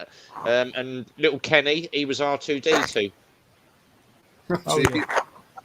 Tiny. I had to bend down to get a photo with him. I got loads on here. Oh, and then the missus and her latest boyfriend. Clearly, I'm going to have to send you one of these. Who's that? Oh, Grant Mitchell. That's Ross cool. Kemp. Ross Kemp, yeah. How long's that take to print, Brad? Rev, you're like the proper celebrity guys, aren't you? Who's that guy? That's Dutch from Predator. No way. Apollo Creed. I ain't got time to bleed. Carl Weathers. I got time to bleed. What? Yeah. Carl Weathers. Mate, I would love to meet that guy, man. I met You got a loads. man crush going there, Skulls? I love that bloke with a spoon. There we are. See if you You can. would love him. Alan Carr. How'd you meet all these people? I met him when I was a DJ.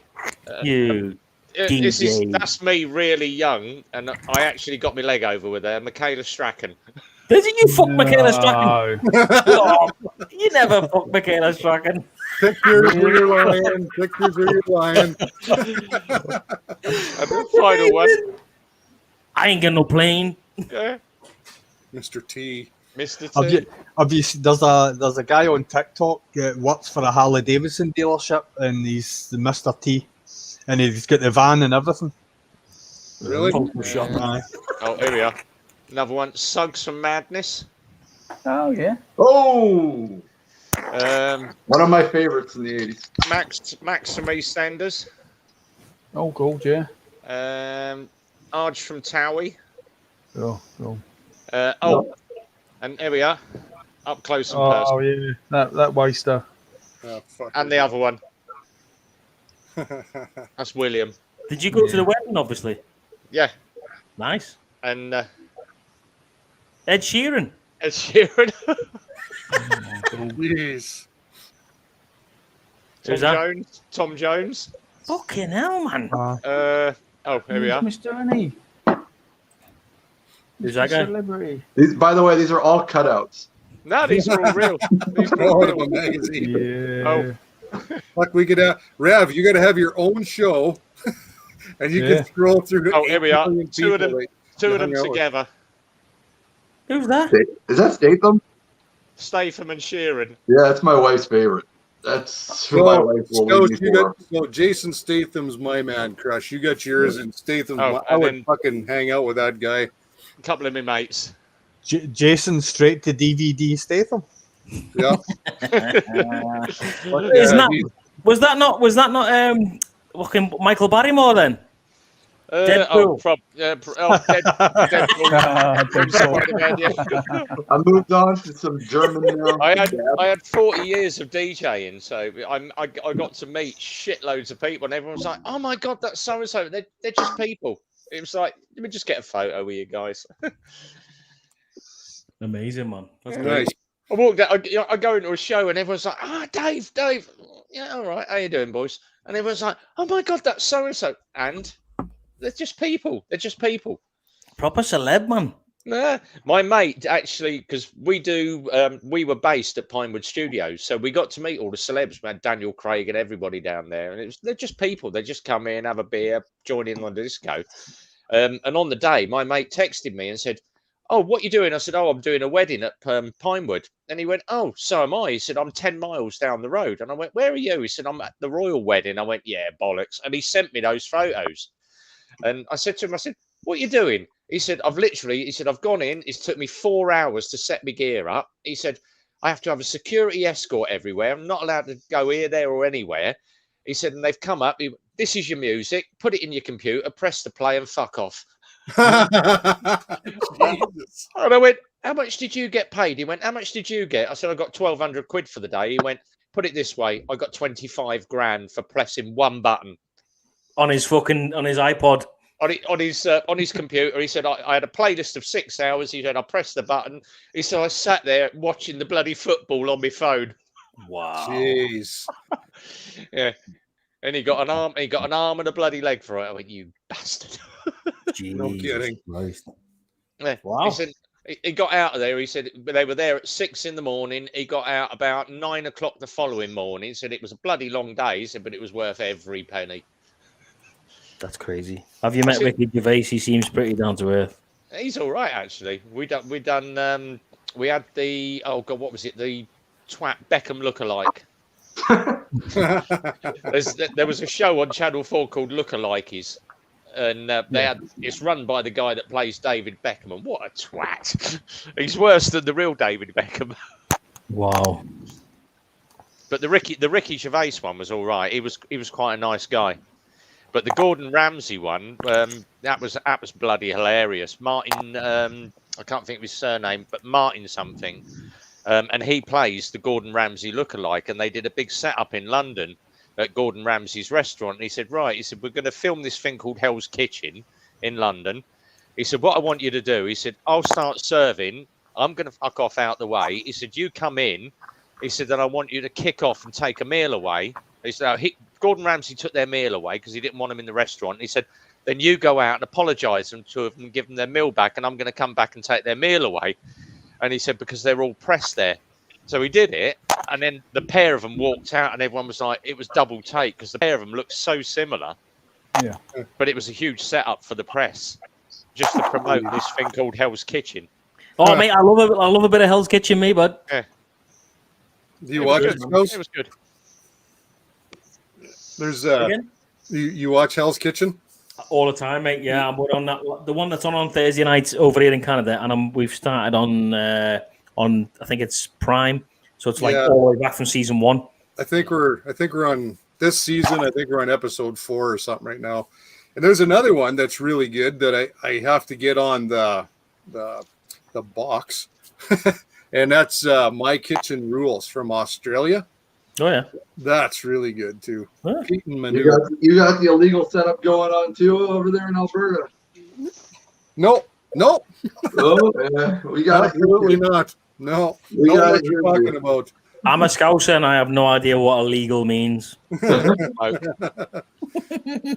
Rev's going for a dart. Going for a shite. Yeah. So let's see, what time is it? 5:43. I gotta wrap this up at 6. So the missus is coming home with some Vietnamese food. So we're looking forward to that. Check it for booby traps. Toy Tien downtown. Fantastic. You got the if you're going to end it at fucking 6, I'll go live. Fuck it. I'll join you. I still got a couple beers left if you want. Sweet. Can I have more than 6 people in, Brad? Yeah, so I'll be back. You said that last week and didn't bother your ass. Save me a chair. I'm going to have supper and then I'll join you. Oh, let's see what Zed's up to here. Holy cow. All I know is that we're back under curfew. We can't leave the house after 8 o'clock again. So it's back to open air prison life. It's not unusual. What's Zed? You You occupy a wonderful headspace, man. Oh, Zed. Yeah. Fuck me. Yeah, if you're going to sack it at 6, I'll go live. Fuck it. Why not? Cool. Get your advertisement out. I will now.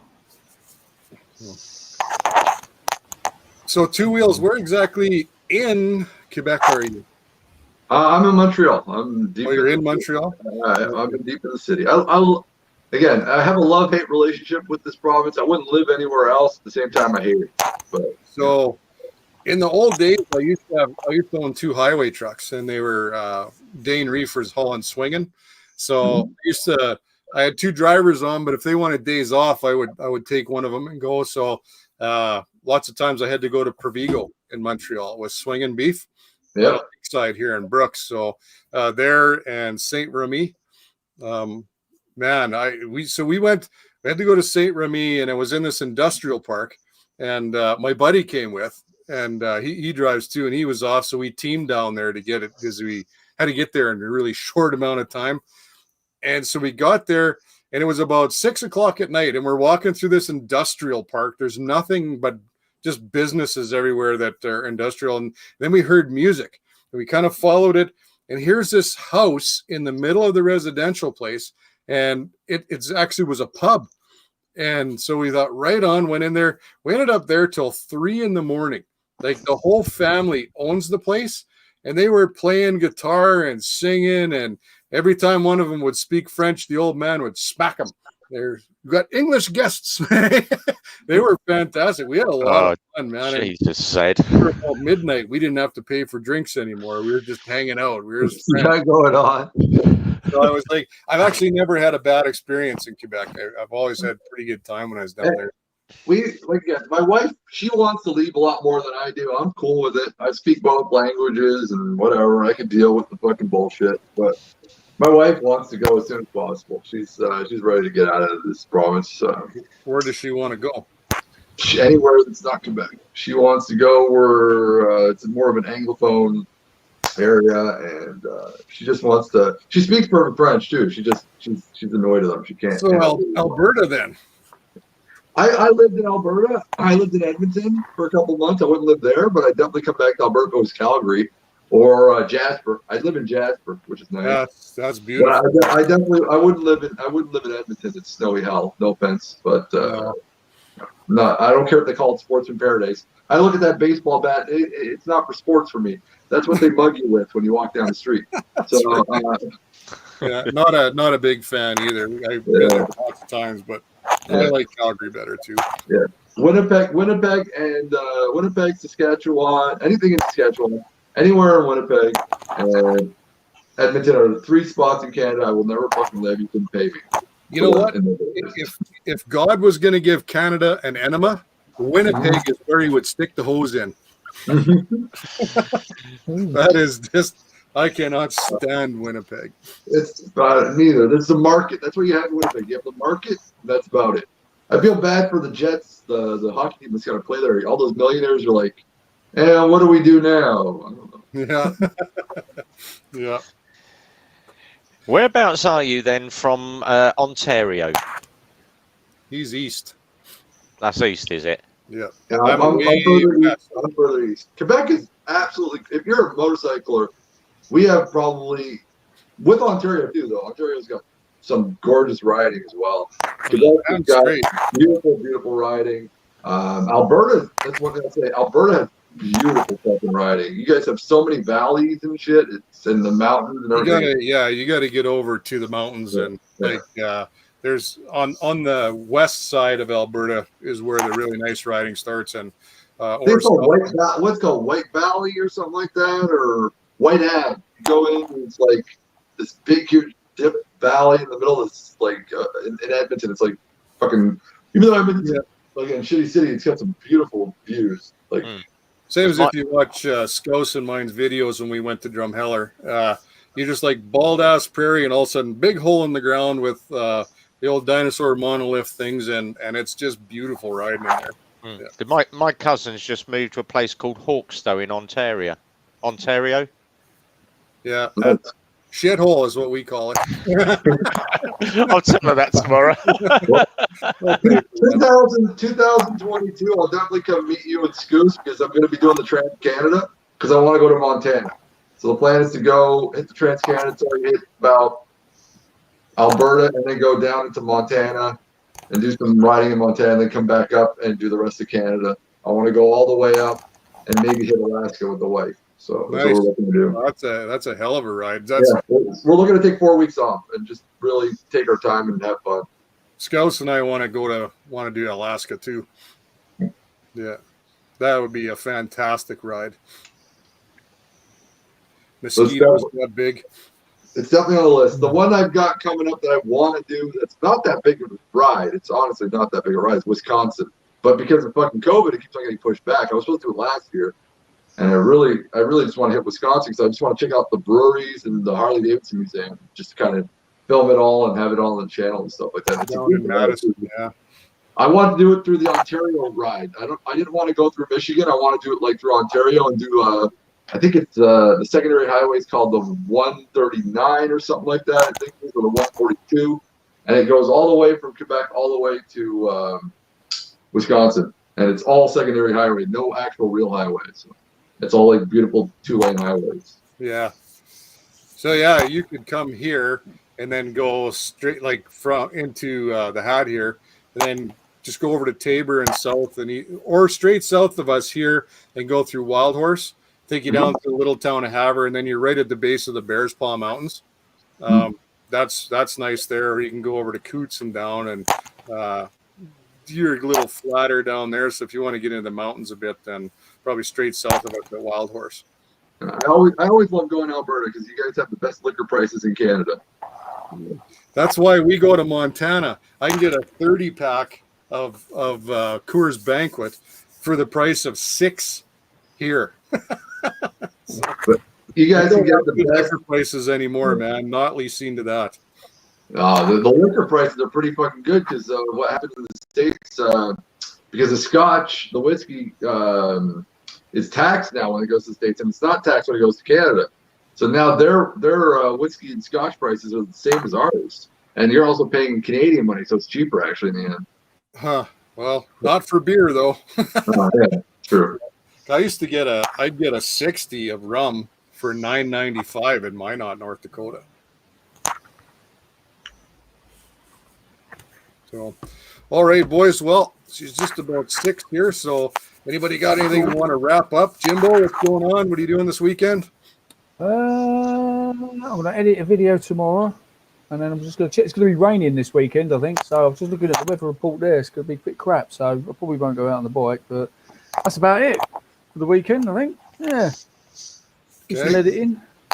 Get the video out. Yes, Time to do that. Zed, what are you doing, man? What's going on the rest of the weekend? I'll get the bike to finish building, get the wheels back on it after getting the tyres changed, new brake discs, titanium brake rotor bolts, and so on and so forth. Get a video of it. I've got editing to do as well, but I've got this room to finish, which I'm going back to work on Monday, so it has to be done this weekend. So that's what I'll be doing. Nice. Swami, what's going on for the weekend? What are you doing? I'm going to hit Three Rivers tomorrow. Hopefully I won't have to poop, and I'll be good. Ron will be here. Yeah. And Rev? 5 bikes to do tomorrow, Sunday off with the missus, and then I think chill out Sunday. I think it's going to be Netflix and Amazon Prime for us on a Sunday, so happy days. But I've got a few videos to edit still, and I'm up in 4.5 hours, so oh, yuck. Yeah. At least you're not going to have a hangover. True. Yeah. Yeah. And Scouts, how about you, man? What's up for the rest of the weekend? So we'll go live at 6 o'clock. I'll be out of fucking action all day tomorrow, and then Sunday, if it's not raining, we'll go for a ride. Okay, that sounds good to me, man. Well, I guess that'll wrap up my first ever live stream. So thanks for coming. Really appreciate it. It was good Thanks to for see you guys. hosting it, Brad. You did well. Well done. Yeah, good show. Good show. Appreciate it, Stu. So, yeah, take care. Catch you guys next time. See you, bye. See you later. Take it easy, guys. All right. See you Cheers. later. Take care.